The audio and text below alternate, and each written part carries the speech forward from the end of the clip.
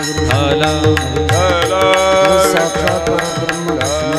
हरी हमारे सद्गुरुं शांतं सच्चिदानंद विग्रहं पूर्ण ब्रह्म परानंद विठ्ठल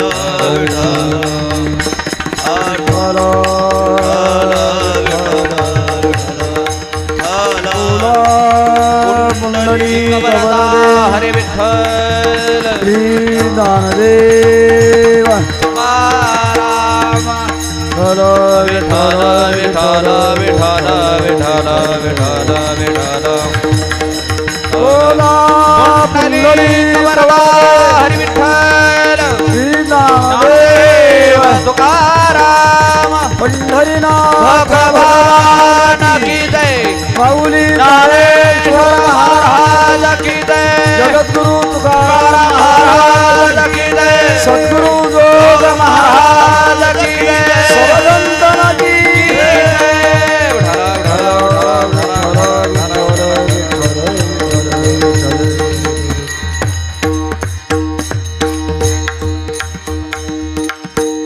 सत्य गुरुराई कृपा मज केली परी नाही घडली सेवा काही सापडविले वाटे जाता गंगा स्नाना मस्तकी तो जाणा ठेवला कर भोजना मागते तुप पावशेर पडेला विसर स्वप्ना माझी काय कळे उपजला अंतराय म्हणून या काय त्वरा झाली राघव चैतन्य केशव चैतन्य सांगितले कोण मालिकेची बाबाजी आपुले सांगितले नाम मंत्र दिला राम कृष्ण हरी सापडविले वाटे जाता गंगा स्नाना मस्तकी तो जाणा ठेविला कर माघ शुद्ध दशमी पाहुणी गुरुवार माघ शुद्ध दशमी पाहुणी गुरुवार केला अंगीकार तुका म्हणे सापडविले वाटे जाता गंगा स्नाना मस्तकी तो जाणा ठेविला कर पांडुरंगा करो प्रथम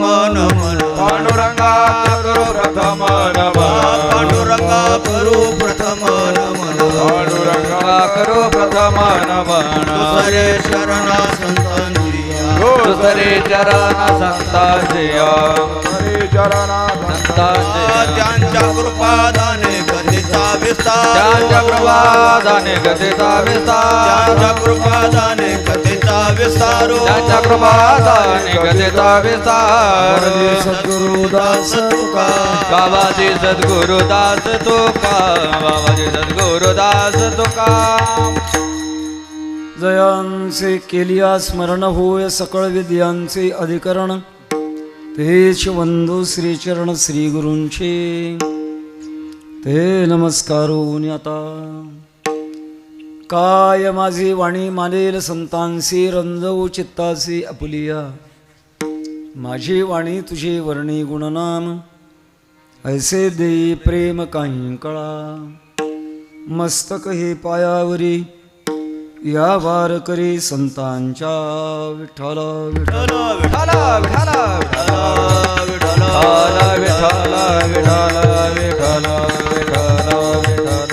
सत्य गुरुराये कृपा मज केली परी नाही घडली सेवा काही सापडविले वाटे जाता गंगा स्नाना मस्तकी तो जाणा ठेविला कर अनंत कृपा सागर भगवत पूज्यपाद जगदुद्धारक जगद्गुरु श्री तुकोबाराय देवभक्तांच्या दरबारात उपस्थित संत महंत भाविक सज्जन माता भगिनी बालक आणि बालिका सर्वांना अंतःकरणपूर्वक वंदन करून या वाशेरी गावी प्रतिवर्षी संपन्न होत असणारा हा अखंड हरिनाम सप्ताह ग्रंथराज ज्ञानेश्वरी पारायण सोहळा वैकुंठवाशी परमश्रद्धे प्रातस्मरणीय सुभाष गिरी महाराज सुभाष पुरी महाराज आणि आमचे गुरुबंधू हरिभक्तीपरायण मनोहर महाराज यांच्या मार्गदर्शनात आपण आपल्या भक्ती जीवनाची वाटचाल करत आहात. आणि या वाटचालीमध्ये आज तिथी नियमाप्रमाणे माघ शुद्ध दशमी आहे. आजचा दिवस वारकरी संप्रदायाच्या दृष्टिकोनातून अति महत्त्वाचा आहे. एखादी विशेष घटना घडत असते तेव्हा त्या काळाला महत्त्व येत असतं. थोडं दोन प्रकार सांगतो. काही काळ स्वयंभू महत्त्वपूर्ण असतात आणि काही काळाला काही घटनेने महत्त्व प्राप्त होत असतं. आपल्या भारतीय संस्कृतीमध्ये 3.5 मुहूर्त आहेत. चैत्र शुद्ध प्रतिपदा, आश्विन शुद्ध दशमी, कार्तिक शुद्ध प्रतिपदा आणि वैशाख शुद्ध तृतीया. ही 3.5 मुहूर्त आहेत. ही स्वभावता पवित्र काळ आहे. सांगेन आपल्याला देश, काल, व्यक्ती आणि अवस्था सगळ्या सारख्या नाही, याच्यात भिन्नता आहे. जरी आपण भारतीय मंडळी अद्वैतवादी जरी असलो पण व्यवहार काळामध्ये याचा भेद आपल्याला मानावा लागतोय. एक महान पुरुषाचं वाक्य, भावाद्वैतम सदा कुर्यात क्रियाद्वैतम न करीचित. भावाचं अद्वैत करा पण क्रियेचं अद्वैत करू नका. क्रिया हे मायाजन्य आहे आणि अद्वैत हे स्वरूपजन्य आहे, भावजन्य आहे. दृष्टिकोनातून काळाच सारखी वाहती नक्षत्रे. महाराज म्हणतात नाही सारखी या वेळा, सगळ्या वेळा सारख्या नाहीत. प्रपंचामध्ये काळ माणसाला घडवत असतो आणि परमार्थातली माणसं संत मंडळी काळाला घडवत असतात. उलट सुलट असतं. काही काळ आपल्यावर अंमल गाजवतात आणि म्हणून काही काळाकरता आपल्याला शोध करावा लागतो. आपल्या ज्योतिषशास्त्रामध्ये काही काळ पवित्र सांगितले आहेत. गबाड, गुरु पुरुषामृत योग असे जे काळ असतात ते पवित्र काळ आहे आणि काही अपवित्र, भद्रा काळ अपवित्र काळ आहे. काळ देखील आपल्या जीवनामध्ये सहकार्यात उतरत असतो. थोडंसं वेगळं शास्त्र आहे. तेव्हा सांगत असताना मला हे सांगता येईल की संत मंडळींना काही विशेष अनुभव येतात तेव्हा त्या काळाला देखील विशेष महत्त्व येत असतं. जसं आपल्या राजकीय दृष्टिकोनातून काही काळाला महत्त्व आहे. 15 ऑगस्ट महत्त्व आहे. का? आपल्या देशाला स्वातंत्र्य प्राप्त झालं म्हणून त्याला महत्त्व आहे. 26 जानेवारी महत्त्व आहे. का? प्रजासत्ताक दिवस येतो म्हणून त्याला महत्त्व आहे. काही राजकीय दृष्टिकोनातून आहेत, काही धार्मिक दृष्टिकोनातून आणि काही संप्रदायाच्या दृष्टिकोनातून काही दिवस महत्त्वाचे आहेत. तसं आजचा दिवस आपल्या वारकरी संप्रदायामध्ये आपल्या संप्रदायाचं संत दैवत जे 2 आहेत, ज्ञानोबाराय आणि तुकोबाराय. जेव्हा जगद्गुरु तुकोबाराय ना आजच्या प्रसंगामध्ये गुरुकृपा झाल्याचा प्रसंग असल्यामुळे तेव्हा आज हा एक महान पर्व काळ आहे. आणि आजच्या दिवशी महाराष्ट्रामध्ये ज्याला वारकरी संप्रदायाची खरी जाणीव आहे ते कीर्तनकार सत्यगुरुराय या अभंगाशिवाय दुसरा घेऊ शकत नाहीत. आणि दुसरा अभंग जर घेतला तर समजावं त्यांना अजून संप्रदायाचं ज्ञान कमी आहे. असं महत्त्वपूर्ण अशा प्रकारचा अभंग आहे. तेव्हा या अभंगाचं आपल्याला चिंतन करायचं आहे. जगद्गुरु तुकोबाराय आपल्या जीवनात पूर्णत्वाचा अनुभव सांगतात. एक गोष्ट आपल्याला सांगता येईल, माणसाच्या जीवनामध्ये गती आहे. गती केव्हा निर्माण होते? स्थिती सोडल्यानंतर गती निर्माण होते. स्थिती म्हणजे आपलं जे ठिकाण आहे, ठिकाण का सोडलं मग गती निर्माण होते. आपण एवढी मंडळी या ठिकाणी आलात, आपलं राहायचं जे ठिकाण आहे ते सोडलं तुम्ही आणि गतीने इथपर्यंत आलात. हे बाहेरचं झालं, पण अध्यात्माच्या दृष्टिकोनातून आपल्या जीवाची गती चालू आहे.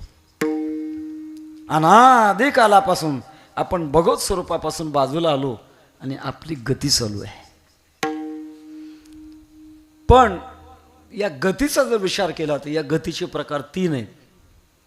अधोगती, सद्गती आणि पूर्णगती.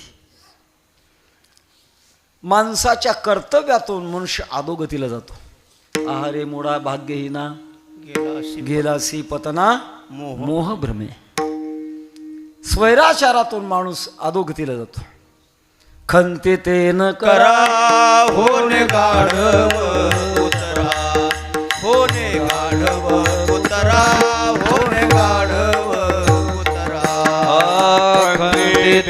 करा होय गाढव कुत्रा होणे गाढव कुत्रा होणे गाढव कुत्रा. काळजी करू नका. भविष्यात आपला जर आचरण चांगलं नसेल तर आपण खालच्या योनीला जाणार आहात. याकरता जे ज्ञान साधू महात्म्यांना असतं आणि त्या महात्म्यांच्या सर्वज्ञ वृत्तीतून तुमच्या आमच्याकरता जो बोध मिळालेला असतो त्याच्यातून आपल्याला चिंतन मांडायचं आहे. एक गती आहे अधोगती.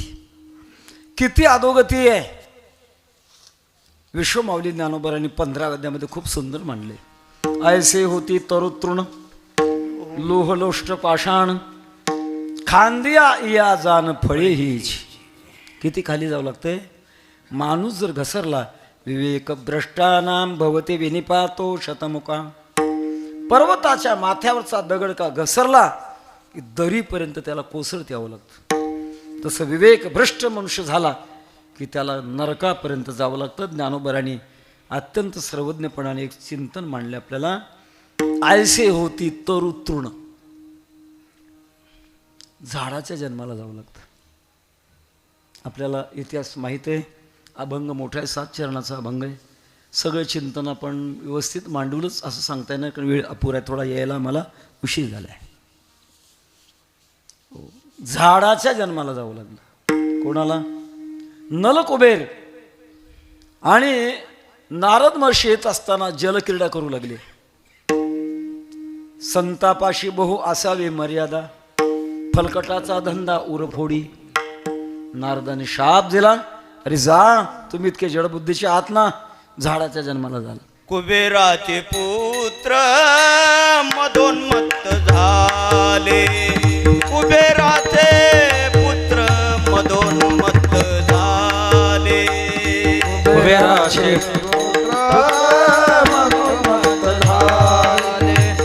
कुबेराचे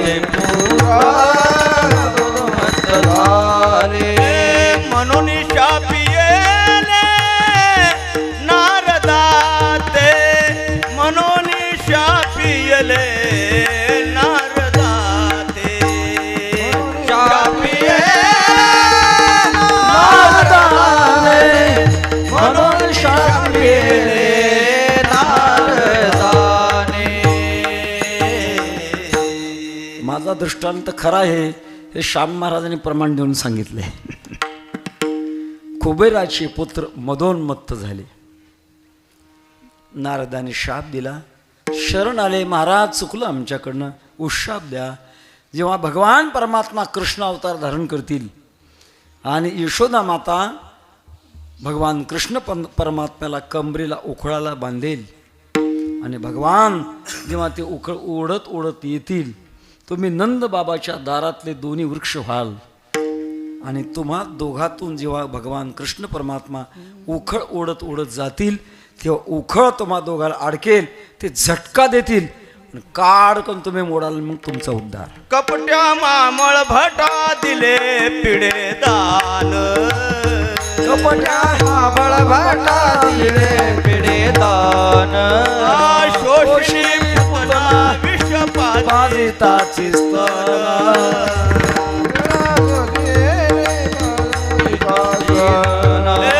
उकळी बांधता उपटिले विमळार्जुन.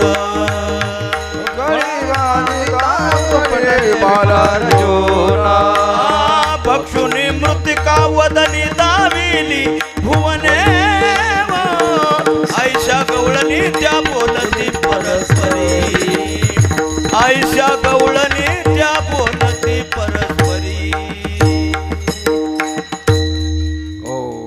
उकळे बांधता उपटिले विमळार्जुन. भक्षुनी मृतिका वदनी दाविली भुवन. काय असते बरं का. कोर्टामध्ये म्हणा किंवा एखाद्या महान विचारामध्ये 3 गोष्टी लागतात. युक्ती, प्रमाण आणि अनुभव. काही गोष्टी युक्तीने पटवाव्या लागतात, काही गोष्टी प्रमाणाने पटवाव्या लागतात. एखादा वकील आपल्या पक्षकाराच्या बाबतीमध्ये आमचा पक्षकार निर्दोष आहे असं युक्तीने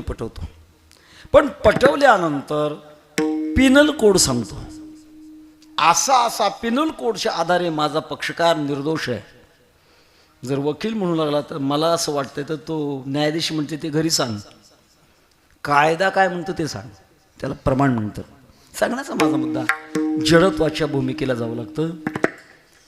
लोहलोष्ट पाषाण दगडाच्या योनीला जावं लागतं. दगड सुद्धा योनी आहे. अलीकडे विज्ञानाने दगडामध्ये जीव आहे असं सिद्ध केलेलं आहे. आपण सुशिक्षित आहात, आपण ते सिद्धांत वाचलेले आहेत. आणि आपल्या भक्तिशास्त्रामध्ये एक प्रसंग आहे, दगडाचा जन्म मिळतो. गौतम ऋषींना अहल्या प्राप्ती करता गौतम ऋषी आणि स्वर्गाधिकातले देव अहल्येचं स्वयंवर सुरू झालं होतं. आणि स्वयंवरामध्ये एक पण असा होता, जो पृथ्वीला 3 प्रदक्षिणा करून येईल त्याला अहल्या देण्यात येईल. सगळे देव आपलं आपलं वाहन घेऊन निघाले. गौतम ऋषी पहिल्यांदा आले अहल्येच्या वडिलाकडे. मी पृथ्वी प्रदक्षिणा 3 केल्यात, मला आता अहल्या तुम्हाला द्यावी लागेल. अहल्येच्या वडिलांनी विचारलं, कोणतं वाहन होतं तुम्हाला? अहो, धर्माचं वर्म आहे. जेव्हा गाय द्विमुखी असते, गाय द्विमुखी म्हणजे 2 तोंडी, एका बाजूला गाईचं तोंड आहे आणि दुसऱ्या बाजूला वासराचं तोंड आहे, त्याला म्हणतात द्विमुखी. अशी द्विमुखी गाय असेल आणि तिला 1 प्रदक्षिणा जर केली तर 1 पृथ्वी प्रदक्षिणा पुण्य लागतं. मात्र एक लक्षात ठेवा, ती गाय गावरानच लागते, जर्सी नाही चालत. गावरान गाय जेव्हा द्विमुखी असते तेव्हा 1 प्रदक्षिणा केली 1 पृथ्वी प्रदक्षिणेचं पुण्य लागतंय. मी 3 प्रदक्षिणा केल्यात आणि आलोय, माझा हक्क आहे, द्यावी लागली. अहल्येचं लग्न झालं गौतम ऋषी बरोबर. इंद्राने अहल्येला पाहिलं होतं आणि इंद्राचं मन अहल्येच्या बाबतीमध्ये लोभी होतं. एके दिवशी गौतम ऋषी बाहेर गेले असताना आणि इंद्राने गौतम ऋषीचं रूप धारण केलं आणि देहभोग मागितला. गौतम ऋषी जेव्हा बाहेरून आले तर पाहतात कोण आहे. प्रत्यक्षात इंद्रच आपलं रूप धारण करून आलाय. इंद्राला शाप दिला, जा तुझ्या अंगाला भग पडतील, शाप दिला. आणि अहल्येला सांगितलं, तुला कळलं पाहिजे होतं, तू दगडासारखी अशा प्रकारची बुद्धीची आहेस, तू दगड होऊन पडशील. त्यावेळेला अहल्या शिळा झाली. माझा मुद्दा इथंच आहे फक्त. देवेंद्राने मला फसविले, देवेंद्राने मला फसविले, पतिदेवाने शापित केले, पतिदेवाने शापित केले.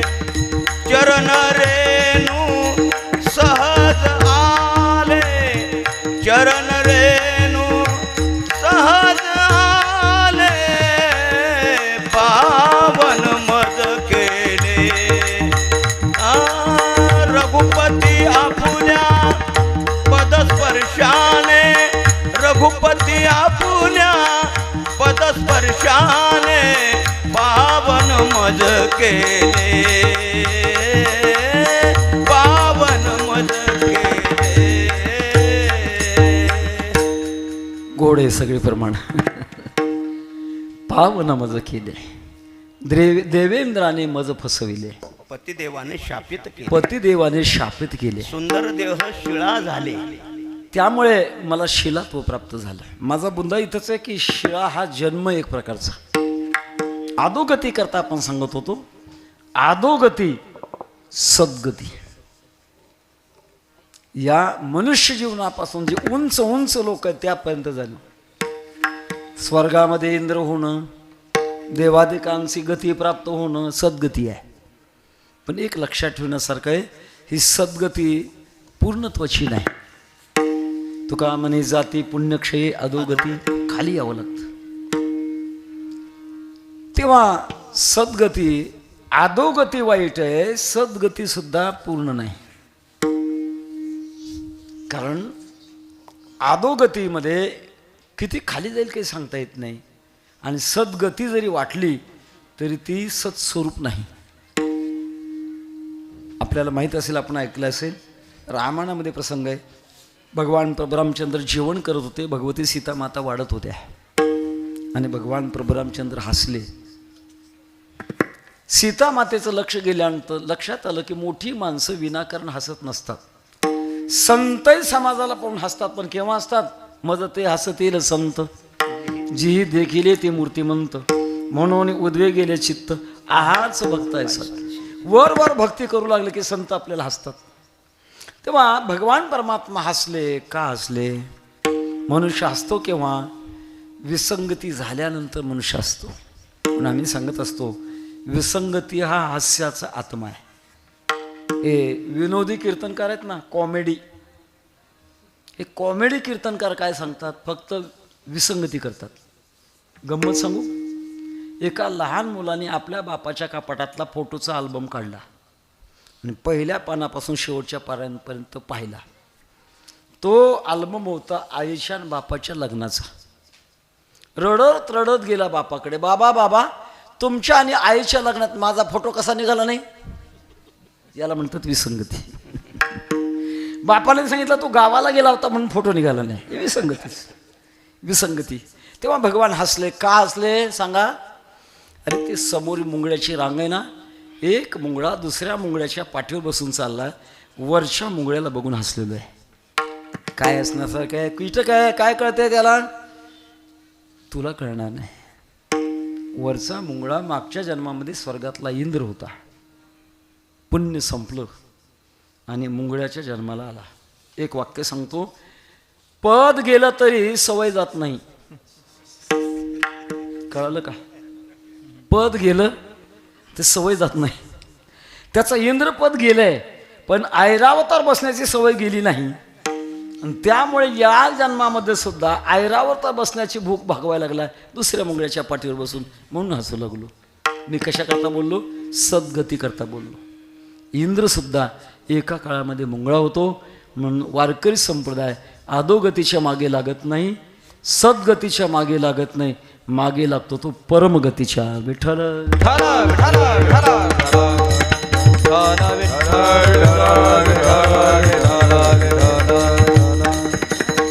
तेव्हा परमगती प्राप्त होण्याकरता लागणारी जी साधना आहे त्या साधनेचे काही टप्पे आहेत. एक टप्पा आहे आत्मकृपा. आपलाच आत्मा आपल्याला प्रसन्न पाहिजे. या प्रपंचाच्या बंधनातून कायमचं सुटावं वाटावं त्याला म्हणतात आत्मकृपा. एक इतिहास वाचण्यात आलेला आहे. येशू ख्रिस्त एक प्रवचन करत होते आणि ते सांगत होते की त्याप्रमाणे स्वर्गाचं द्वार उघडे. ज्यांना स्वर्गाला जायचे त्यांना स्वर्गाचं दार उघडे. ते प्रवचन संपल्यानंतर एक श्रीमंत मनुष्य आला. सांगितलं मला स्वर्गाला जायचंय, जाता येईल का? येशू ख्रिस्ताने सांगितलं तुझ्या कमरेच्या ज्या तिजोरीचे किल्ले आहेत ना ते मला देऊन टाक. ह्या कशा देईन? मग स्वर्गाला जाशील कसा? ज्याला आत्मकृपाच नाही. एक परीक्षा पाहिली येशू ख्रिस्ताला काय करायचं ते स्वर्ग किल्ले त्याच्या कमरेच्या. सगळ्याचा माझा मुद्दा असा आहे की परमगती तिला म्हणतात की पुन्हा जन्माला यायचं नाही, याकरता पहिल्यांदा आत्मकृपा लागते. उद्धरेद आत्मनात्मानम आत्मानम साधित आत्मैव ह्यात्मनो बंधुर आत्मैव रिपुरात्मना आपुली आपण करा सोडवन संसार बंधन तोडावी की पहिली आत्मकृपा लागते. जरी परमार्थाची साधना आपल्या दारात असली आणि आत्मकृपा जर नसेल काय उपयोग होत नाही. प्रसंग सांगतो आपला शांतीब्रह्म एकनाथ महाराजांचा. एकनाथ महाराज उन्हाळ्याच्या दिवसामध्ये रस्त्याने चालले होते. रस्ता दुरुस्तीचं काम चाललं होतं. काही माणसं खडी फोडत होती. फक्त कमरेला कपडा, अंग उघडं, अंगावरून घामाचे लोंढे चालत होते. वैशाख महिना, दुपारची वेळ. भयानक अशा प्रकारचे ते खडी फोडत होते. मृद सभाय नवनीत तैसे सज्जनांचे चित्त. नाथ महाराज जवळ गेले. का हो पैशाच्या लोभानं कुठे एवढं शरीराला त्रास देतात का? सांगितलं महाराज आम्हाला पैशाचा लोभ नाही. अजून आमची मालकीची घरं नाहीत, कुठे आम्ही कपड्याची घरं करून राहतो. एवढं कष्ट केल्याशिवाय आम्हाला पोटभर गोळाभर अन्न आम्हाला पोटाला मिळत नाही. मग गोळाभर अन्नाकरता आम्हाला एवढं कष्ट करावं लागतं. आपल्या संप्रदायामध्ये शांतीब्रह्म एकनाथ महाराज जागीरदार संत. तुम्ही एक काम करा, तुम्हाला जर फक्त पोटभर अन्नाचीच गरज आहे तर माझ्या घरी चला, राहण्याची व्यवस्था करतो, खाण्यापिण्याची व्यवस्था करतो, पाहिजे ते, पाहिजे तेव्हा, पाहिजे तितकं, पाहिजे तितके दिवस. चला, आपसात विचार करू लागले, बरं आहे. पण एक विचार करा, पोटच्या मुलाला कोणी फुकट खाऊ घालत नाही, आणि हे म्हणतात चला आपल्याला गोड बोलून घरी घेऊन जातील, आणि घरी गेल्यानंतर कामं सांगतील. आत्ता इथंच ठराव करा, काय काम सांगणार? पटलं तर जाऊ, नाही तर नाही जाणार. महाराज तुम्ही आम्हाला घरी घेऊन जाणार, पण आम्हाला काहीतरी कामं सांगणार, काय कामं सांगणार हे आम्हाला इथंच सांगा. नाथ महाराज सांगितलं, एक काम करा, माझ्या घरी रोज संध्याकाळी 8 ते 9 1 तास देवाची पोथी चालते, तेवढी पोथी मांडी घालून बसून ऐकायची, बाकी काही करायचं नाही. हे तर सोपं आहे. चला म्हटलं, आले सगळे. महाराजांनी राहायची व्यवस्था केली, खाण्यापिण्याची व्यवस्था केली. एक दिवस झाला, रात्रीची पोथी संपली, दुसऱ्या दिवसाची पोथी संपली, तिसऱ्या दिवसाची पोथी संपल्यानंतर एकमेकाला विचारू लागले, कसं काय वाटतंय, काय? सगळं अंग ठणकायला लागलं. मग ते आपलं खडी फोडलेलं बरं.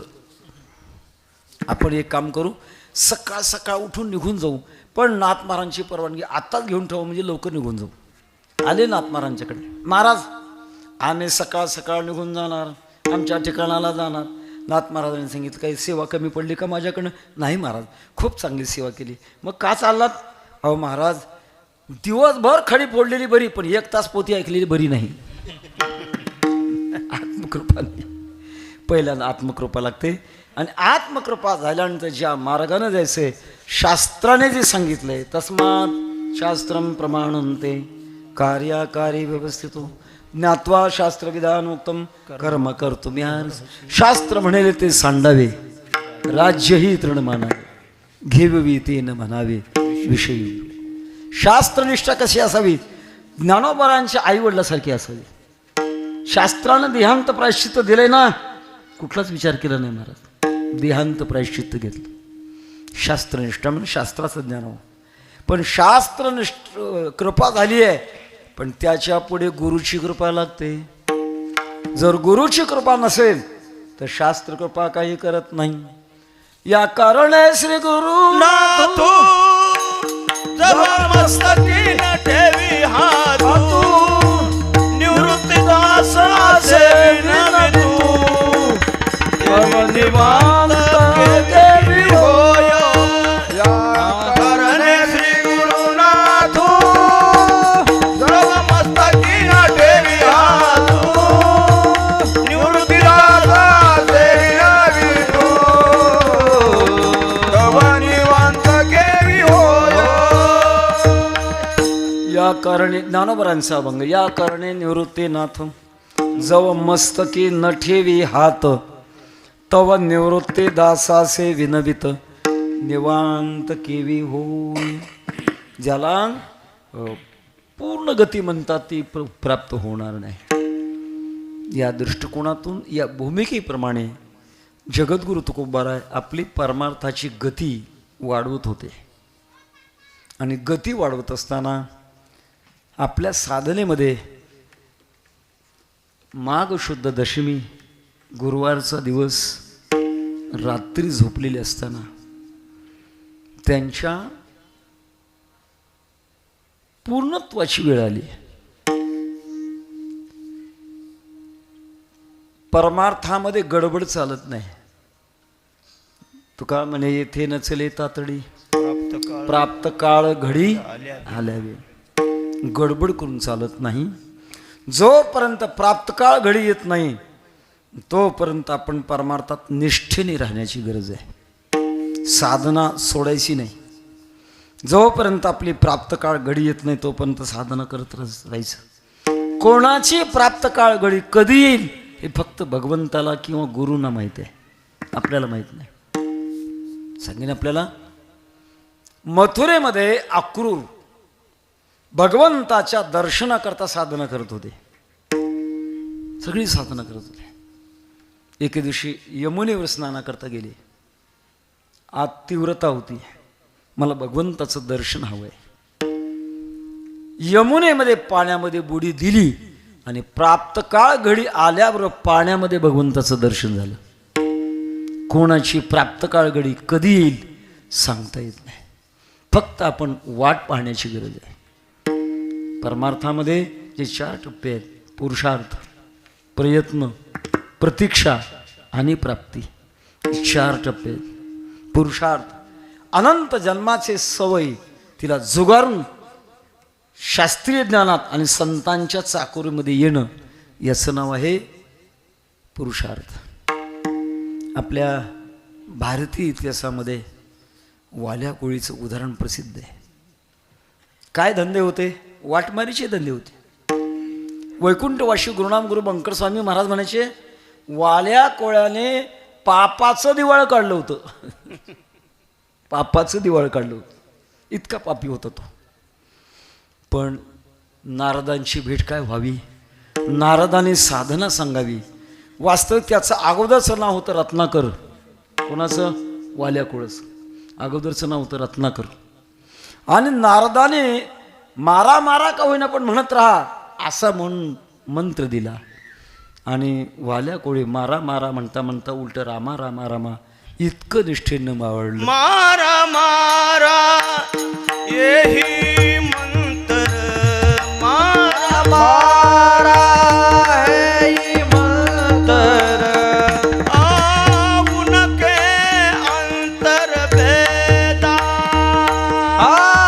उनके अंतर भेदा, वाला था तो वाल्मीकि हुआ, वाला का तो वाल्मीकि हुआ.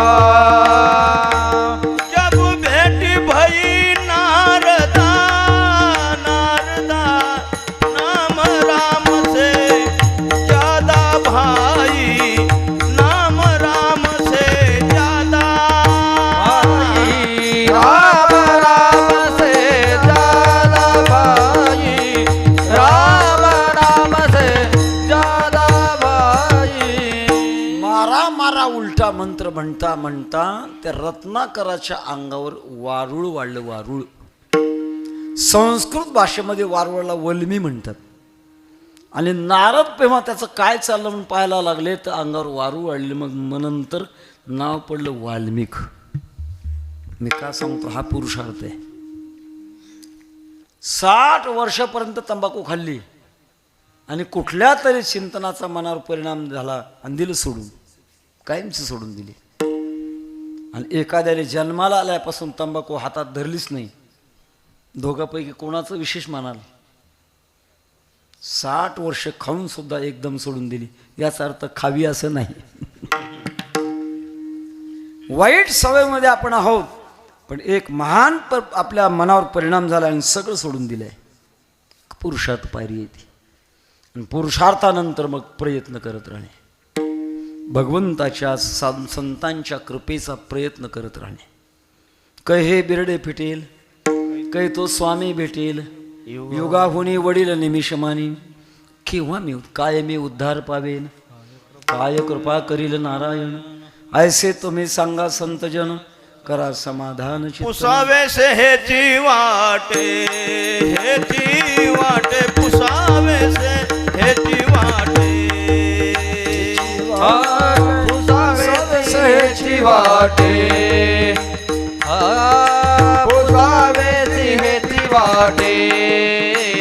जय जय भेटे तयासी, जय जय भेटे तयासी, तयासी तयासी देव कृपा करील पद, काय लाज राखील. जय जय भेटे तयासी, जय जय भेटे तयासी, देव कृपा करील पद,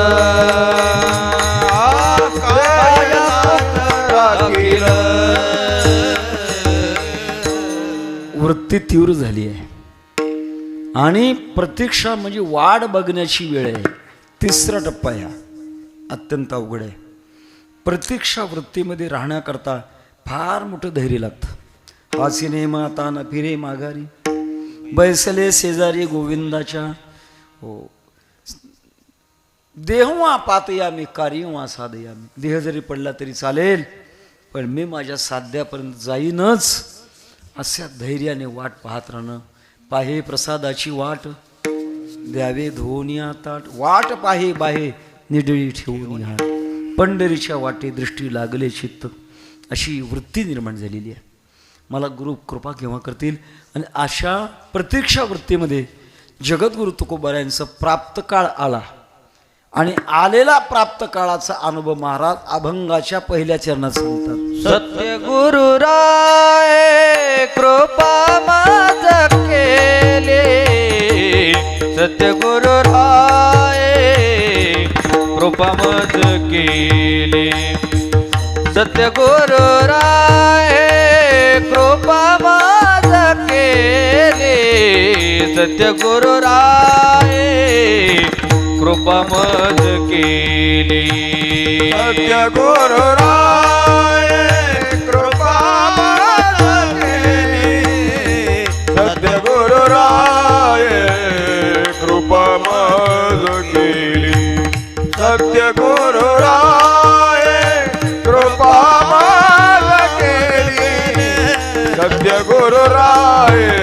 कृपा मज केली.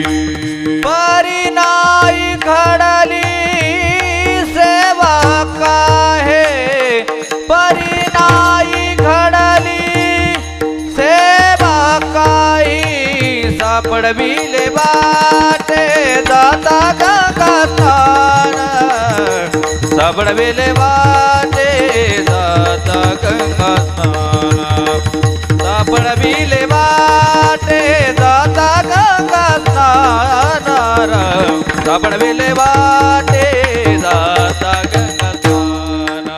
परिणाही घडली सेवा काही, परिणाही घडली सेवा काही, सापडविले बाटे दाता गंगा स्नान, सापडविले बाटे दाता गंगा स्नान, सापडविले बाटे दाता गंगा स्नान, सापडविले बाटे दाता गंगा स्नान. सत्य गुरुराये कृपा मज केली, परी नाही घडली सेवा काही, आपला अनुभव सांगतात. जाता जाता पहिला एक विषय आपण चिंतनामध्ये घेऊ.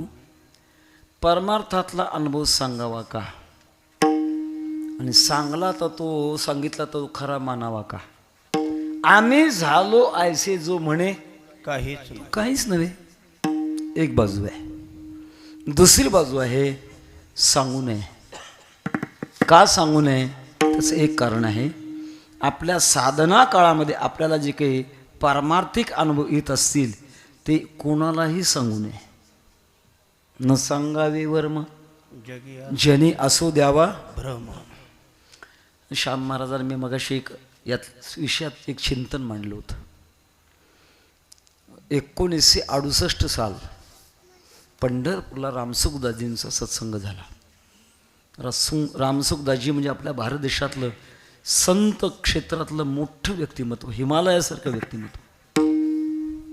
आणि संत त्यांनी 2 प्रकार पाडले होते. बहुजना करता असणारा सत्संग वेगळा आणि साधना करणाऱ्या साधका करता सत्संग वेगळा. साधका करता सत्संग पहाटे 4 वाजता ते जिथे थांबले होते त्यांच्या निवासस्थानावर. पहाटेच्या सत्संगाकरता आम्ही जायचं.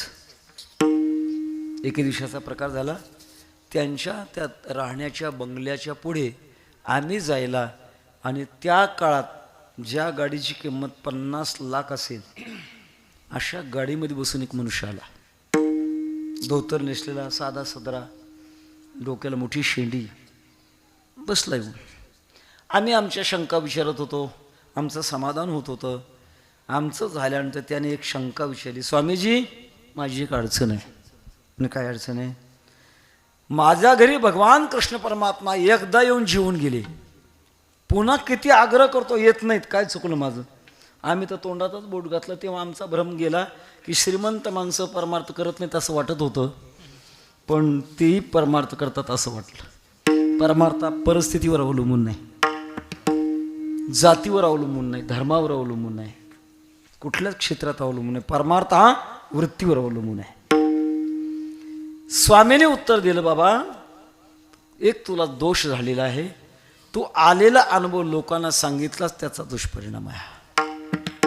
म्हणून आलेला अनुभव सांगू नये, न सांगावे वर्म जनी असो द्यावा भ्रम. मग असं असताना जगद्गुरु तुकोबाराय आपला अनुभव का सांगतात, त्याचं उत्तर सांगतो. साधन काळात सांगू नये, सिद्ध काळात सांगितल्याशिवाय राहू नये.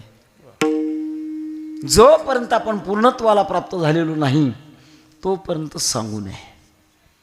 एखादं कलम आहे, कलम आंब्याचं कलम आहे, लहान आहे, त्या कलमाला मोठं होईपर्यंत कुंपणाची गरज आहे.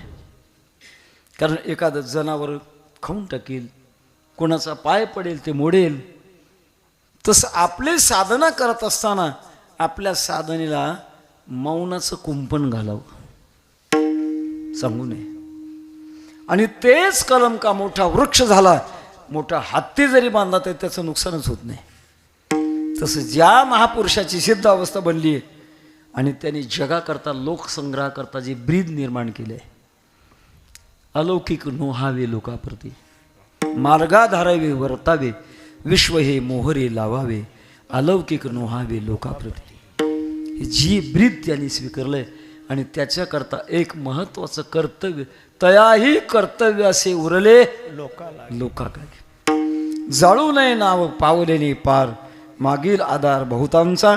या न्यायाने जगद्गुरु तुकोबारांना आपला अनुभव सांगावासा वाटला आणि तो अनुभव सांगतात. सत्यगुरुराये कृपा मज केली, पाठभेदेत काही ठिकाणी सद्गुरु नायके कृपा मज केली असाही पाठ आहे, काही ठिकाणी सत्यगुरुराये कृपा मज केली. सत्यगुरुराय या शब्दाचं चिंतन करत असताना गुरु सत्य याचा अर्थ काही गुरु खोटे असतात का? ज्यांच्याकडे गुरुत्व नाही पण जगामध्ये आपला गुरुपण मिरवण्याकरता काही सदोष व्यक्ती असू शकतात. एक करती गुरु गुरु भोवता भारू शिष्याचा, भोवता भारू शिष्याचा, भोवता भारू शिष्याचा. एक करती गुरु गुरु भोवता भारू शिष्याचा, भोवता भारू शिष्याचा, भोवता भारू शिष्याचा. एक करते गुरु गुरु भोवता भारू शिष्याचा. गुरु संप्रदाय खोटा असं म्हणता येत नाही, पण गुरुच्या ठिकाणी गुरुत्व पाहिजे आणि शिष्याच्या ठिकाणी शिष्यत्व पाहिजे. तो गुरु शिष्य संप्रदायाचा दंडक आहे.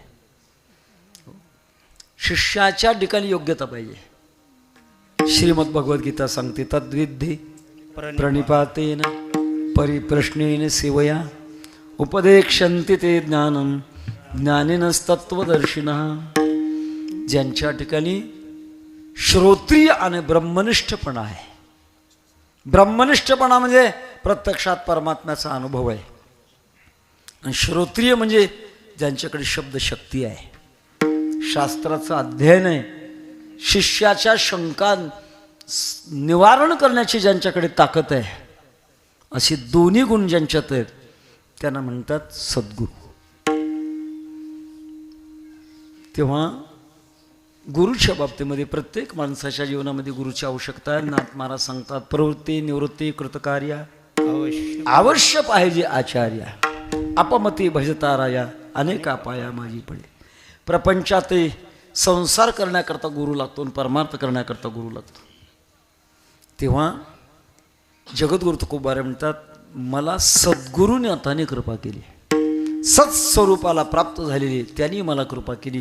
किंवा याचा दुसरा भाव असतो, गुरुने मला सत्य कृपा केली. थोडा शब्द असे फिरवले की त्याचा भाव बदलतो. गुरुनी माझ्यावर सत्य कृपा केली. याचा अर्थ कृपा असत्य असते का? काहींच्या समजुतीमध्ये असत्याची सुद्धा कृपा मानली जाते. बंगला बांधला जातो आणि बंगल्याला नाव दिलं जातं संत कृपा. भावना आहेत, चांगल्या आहेत, संतांच्या विषयी भावना आहेत, चांगल्या आहेत, पण दगड माती मिळणं म्हणजे संतांची कृपा नाही. आमचे वैकुंठवासी गुरुवर्य मामासाहेब आपण ऐकलंय त्यांचं कितीतरी वेळेला. मामा म्हटले एकदा एक माणूस माझ्याकडे आला, खूप आनंदित, हसायचा, आणि मला म्हणू लागला, मामा मला संतांची कृपा झाली. मामानं वाटलं याला वैराग्य झालं का देवाचा साक्षात्कार करून दिला, काय झालं. मामाने विचारलं काय झालं, संतांची कृपा झाली म्हणजे काय झालं. 2 हाताचे 4 हात झाले म्हणजे लग्न झालं, आणि लग्न होण्याकरता संतांची कृपा झाली. मामा फटकळ होते, निर्भीड होते, नाही भिडभाड तुका म्हणे सानत.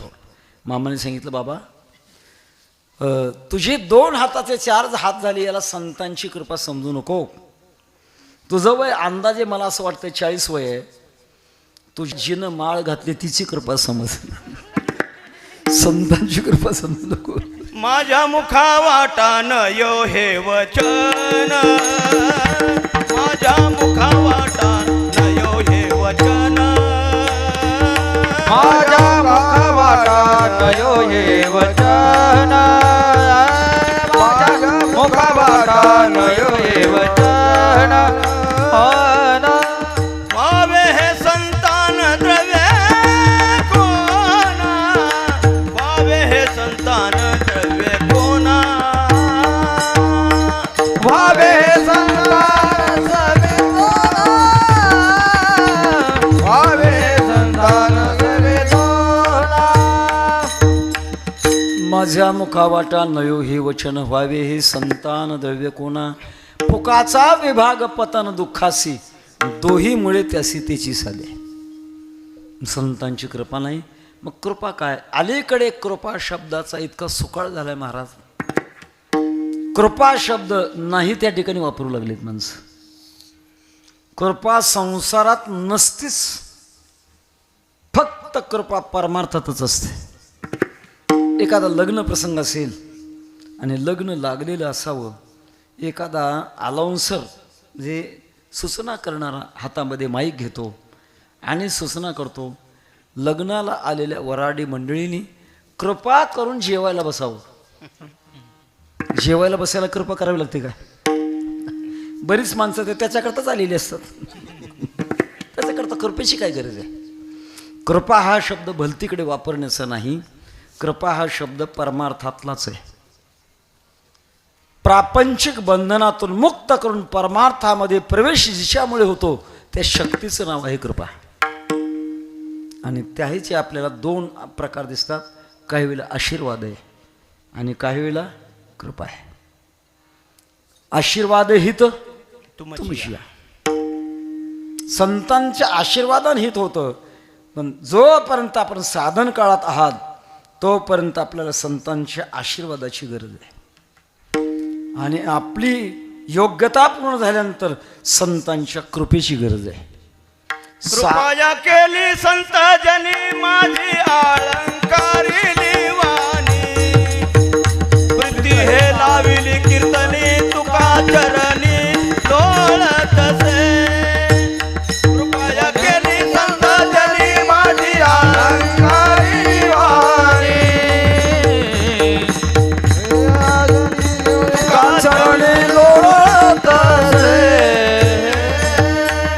कृपया केली संतजनी माझी अलंकारी लिवाणी, प्रीत हे लाविली कीर्तनी तुका चरणी लोळत असे.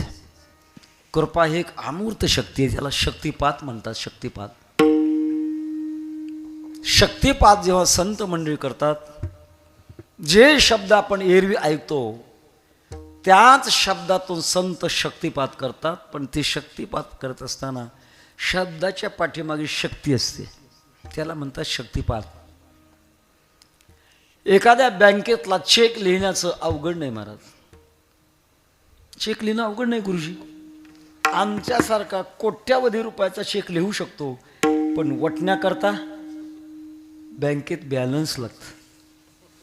लिहिणं वेगळं आणि वटणं, तसं शब्द सोडणं वेगळं आणि शब्दाच्या पाठीमागची शक्ती वेगळी. जेव्हा या महापुरुषाच्या जीवनामध्ये शब्दाच्या पाठीमागे शक्ती असते, ती शक्ती काम करत असते. शक्ती येईपर्यंत, आपल्यात योग्यता येईपर्यंत वाट बघावी लागते. कालच तावत प्रतीक्षता. काही माणसं उतावळी होतात, आमच्यावर कृपा करा म्हणतात. कृपा मागून होत नाही. आपण योग्य का झालात की आपल्यावर कृपा झाल्याशिवाय राहत नाही. साधू भेट देती तया तया अवचिता रे. अर्थ काम चाड नाही चित्ता. मना माना मान मोह माया मिथ्या. वर्ते समाधानी जाणून नेनता. साधू भेट देती तया अवचिता रे. तेव्हा एक छोटा प्रसंग आपल्या पुढे आणण्यासारखा आहे. स्वामी विवेकानंद क्वालिफाईड होते, चौकस बुद्धीचे होते. आणि असं काही प्रवचन कीर्तन असं झाल्यानंतर वक्त्याला जाऊन विचारायचे, ज्या देवाविषयी तुम्ही सांगितलं तो तुम्हाला अनुभव आलाय का? पुष्कळशी माणसं सांगायची, आम्ही बाबा साधना करतोय, साधन काळात आहे, आम्हाला अनुभव नाही. रामकृष्ण परमहंसाचं प्रवचन ऐकलं होतं. काली मातेचं प्रवचन रामकृष्ण परमहंसांनी केलं. आणि पूर्वीचं त्यांचं नाव नरेंद्र होतं स्वामी विवेकानंदांचं. नरेंद्र गेले आणि विचारलं, स्वामीजी या काली मातेचं तुम्ही वर्णन केलं, ती काली माता तुम्ही पाहिली का? रामकृष्ण परमहंसाला काली मातेचा अनुग्रह होता, कारण ते बालपणापासून काली मातेचे पुजारी होते. कालांतराने रामकृष्ण परमहंसांना एका दिवशी असं वाटलं, इतके दिवस आपण काली मातेची पूजा करतो आणि काली माता आपल्याला दर्शन देत नाही, आज मात्र आपल्याला काली मातेचं दर्शन पाहिजे. एक सूत्र सांगतो महाराज. परमार्थामध्ये जसं कालस्तावत प्रतीक्षताम हे आहे, त्याप्रमाणे विधी, विश्वास आणि आग्रह या तीन गोष्टी पाहिजे. विधी पाहिजे, विश्वास पाहिजे आणि आग्रह पाहिजे. एके दिवशी रामकृष्ण परमहंसांनी एक तलवार घेतली, मंदिरात गेले, काली मातेच्या पायावर डोकं ठेवलं आणि हात जोडून विनंती केली, आई आज तू मला दर्शन दिलं पाहिजेस, आणि आज तू मला जर दर्शन दिलं नाही तर या तलवारीने मी स्वतःचा शिरच्छेद करून घेणार आहे. काली माता गडबडली आणि मूर्तीतून प्रगट होऊन रामकृष्ण परमहंसांना दर्शन दिलं. कृपया आपल्यापैकी असा प्रयोग कोणी करू नका, कारण बँकेत चेक वाटतो कोणाचा, बॅलन्स आहेत. आपलं काम आहे बॅलन्स टाकत राहा, येईल कधीतरी अवस्था, मागे नाही सरकायचं. शता एकातारी जन्माच्या शेवटी, एकतारी जन्माचा शेवटी, शता एकातारी जन्माच्या शेवटी, शत एकतारी जन्माचा शेवटी, कृपाळुवा पोटी येईल दया, कृपाळुवा पोटी येईल दया, कृपाळुआ पोटी येईल दया, कृपाळुआ पोटी येईल दया. 100चे दर्शन जन्म होऊ द्या, पण तेव्हा का होईना पण भगवंताला कृपा येईल. शता एका तरी जन्माचे शेवटी, कृपाळुआ पोटी येईल दया. मला सांगायचं आहे, रामकृष्ण परमहंसांना काली मातेचं दर्शन झालेलं होतं आणि नरेंद्राने विचारलं, स्वामी जे प्रवचन तुम्ही केलं त्याचा तुम्हाला अनुभव आला का? काली मातेचं तुम्हाला दर्शन झालं का? आमचं भाग्य, आम्हाला कोणी विचारत नाही, हे चांगलं आहे. नरेंद्राने विचारल्यानंतर रामकृष्ण परमहंस म्हणतात, नरेंद्र, अरे त्या काली मातेचं मला दर्शन झालंय, पण तुला जर पाहायचं असेल तर माझ्या पुढे बस, तुला दर्शन देतो. नरेंद्र पुढे बसले आणि रामकृष्ण परमहंसांनी डोक्यावर हात ठेवल्यावर अखंड समाधी लागली. पण ही तत्कालिक होती. स्वामी विवेकानंदांच्या साधनेमध्ये पुढे वाटचाल व्हावी एवढ्याकरता थोडं उष्ण दिलेलं होतं, उष्ण. नंतर स्वामी साधना करू लागले आणि साधना करत असताना एके दिवशी रामकृष्ण परमहंस असे आडवे पडलेले होते. पायाच्या जवळ नरेंद्र होते आणि विनंती केली, स्वामीजी आज मला अनुग्रह पाहिजे म्हणजे पाहिजे. 3 टप्पे आहेत, दीक्षा, शिक्षा आणि अनुग्रह. आपण गळ्यामध्ये तुळशीची माळ एखाद्या वारकऱ्याकडनं घातली आहे, त्याने नियम सांगितले आहेत, ही दीक्षा आहे. काही लोक यालाच अनुग्रह म्हणतात, त्याला अनुग्रह नाही म्हणता येणार. फक्त तुम्हाला आता हिरवा कंदील दाखवलाय, तो का म्हणे तुम्ही या चला याची वाटे, हिरवा कंदील दाखवलाय, तो अनुग्रह नाही. दुसरा टप्पा आहे शिक्षा. अनेकाच्या तोंडून आपण परमार्थाचं अंतरंग ज्ञान ऐकतो. ही शिक्षा आहे. शिक्षा म्हणजे कैद्याला होते ती शिक्षा नव्हे. शिक्षा म्हणजे शिक्षण. ही शिक्षा हा दुसरा टप्पा आहे. आणि जेव्हा आपण ही साधना करत असो आणि आपण परिपक्व का झालो, मग शेवटी अनुग्रह असतो. स्वामी नरेंद्र आग्रह करू लागले, आज मला अनुग्रह पाहिजे म्हणजे पाहिजेच. रामकृष्ण परमहंस म्हणायचे, नरेंद्र अजून वेळ आहे तुला, अजून वेळ आहे. नाही नाही नाही, आज नाही ऐकणार, आज मला अनुग्रह पाहिजे. रामकृष्ण परमहंसाने आपला उजवा पाय उचलला आणि नरेंद्रांच्या उजव्या खांद्याला चिटकवला. चिटकवल्यावर अनुभव असा येऊ लागला, खांब वितळायला लागले, छत वितळायला लागलाय, पृथ्वी वितळायला लागली, जग सगळं वितळायला लागले. बघता बघता आपण सुद्धा वितळून जाणार. ताबडतोब ओरडले, स्वामीजी मला अनुग्रह देता का, माझा नाश करता. रामकृष्ण परमहंसांनी पाय आखडला आणि सांगितलं, म्हणून नरेंद्र म्हटलं, तुला अजून वेळ आहे. सांगण्याचा माझा मुद्दा असा, याला पूर्णत्वाची कृपा ज्याला म्हणतात, त्या पूर्णत्वाच्या कृपेचा ज्याला अनुग्रहही म्हणतात.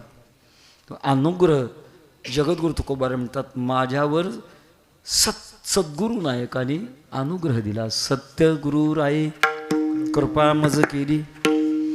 पण एक प्रकारचा भाव दुसरा जागा झाला, परिणाहे घडली सेवा काही. काही वेळेला माणसाच्या जीवनामध्ये दोन भाव एका ठिकाणी येतात, त्याला भाव संधी म्हणतात. पुन्हा सांगतो, एक बाजू चांगली आहे आणि दुसरी बाजू खेदाची आहे. अशा प्रकारचे दोन भाव एकत्र येणं याला म्हणतात भावसंधी. सांगतो उदाहरण, आपण सुशिक्षित आहात, सुशिक्षित मंडळींना राम गणेश गडकरी नाव माहीत आहे, कादंबऱ्या आहेत त्यांच्या बऱ्याच. राम गणेश गडकरी देव नाही म्हणून सांगायचे आणि लिखाणामध्ये सुद्धा देव नाही लिहायचे. पहाटेच्या वेळेला मात्र फिरायला जायचे. स्वामी रामतीर्थ म्हणतात, पहाटेच्या वेळेला फिरण्यामध्ये सगळे प्राणायाम आपोआप होतात, रामतीर्थांचं म्हणणं आहे. म्हणून ते फिरायला जायचे. जात असताना गावाच्या काठी जे मंदिर होतं त्यांना एक धर्म नियम माहिती होता. मंदिरासमोरून जाताना किती जरी गडबड असली तरी नमस्कार केल्याशिवाय पुढे जाऊ नये, आणि जर गेलो तर त्या देवतेचं अवमान करण्याचं पाप विनाकारण लागतं. म्हणून गडकरी हे पायातला जोडा बाजूला काढायचे. आपल्याला कोणी पाहत नाही, कारण पहाटेच्या वेळेला आपल्याला कोणी पाहत नाही असं ओळखून मंदिरात जाऊन पायावर डोकं ठेवायचं देवाच्या आणि मग फिरायला जायचे. किती जरी लपवलं तरी कळल्याशिवाय राहत नाही. त्यांच्या मित्राला कळालं, हे गडकरी सकाळी फिरायला जात असताना देवाच्या पाया पडतात, लोकाला देव नाही सांगतात. आपण एक काम करू. एके दिवशी तो पहाटे मंदिरामध्ये जाऊन मोठ्या खांबाच्या आडून बसला. नेहमीप्रमाणे गडकरी आले. आपल्याला कोणी पाहत नाही याची खात्री वाटली आणि जाऊन देवाच्या पायावर डोकं ठेवलं. तोच मित्राने जाऊन पाठीमागं थाक मारली. ओ गडकरी, काय करता? काय करतो म्हणजे देवाच्या पाया पडतो. देवाला लोकाला सांगता देव नाही म्हणून आणि तुम्ही पाया पडता. लोकाला सांगतो देव नाही म्हणून, असलाच तर. याला म्हणतात भावसंधी. हेही नाही आणि तेही नाही. एका बाजूला जगद्गुरु तुकोबारांना आनंद आहे की मला सद्गुरु नायकांनी कृपा केली, तर एका बाजूला खेद आहे, परे नाही घडले सेवा काही, परी नाही घडली सेवा काय, परी नाही घडली सेवा काय. सत्य गुरु राये कृपा मज केली, परी नाही घडली सेवा काही, परी नाही घडली सेवा काही. सत्य गुरु राहे कृपा मज केली, परी नाही घडली सेवा काय, परी नाही घडली सेवा काही. सत्यगुरुराये कृपा मज केली, परी नाही घडली सेवा काही. माझ्याकडनं सेवा घडली नाही. का घडली नाही? गुरुने मला कृपा करत असताना कधी कृपा केली? अभंगाच्या दुसऱ्या चरणामध्ये सांगतो, सापडविले वाटे, सापडविले वाटे, जाता गंगा स्नान, जाता गंगा स्नान, जाता गंगा स्नान. सापडविले वाटे, सापडविले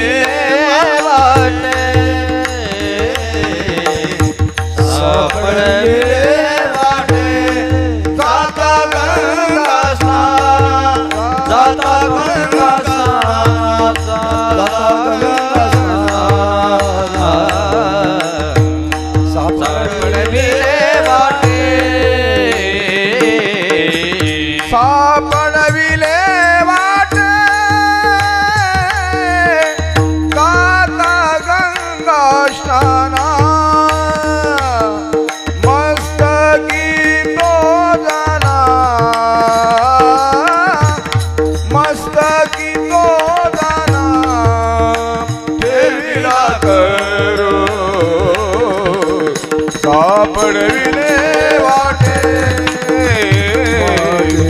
सापडविले वाटे जाता गंगा स्नान जाता गंगा स्नान जाता गंगा स्नान सापडविले वाटे सापडविले वाटे जाता गंगा स्नाना मस्तकी तो जाना मस्तकी तो जाना देवीला करो सापडविले वाटे सापडविले वाटे जाता गंगा स्नान जाता गंगा स्नान जाता गंगा स्नान सापडविले वाटे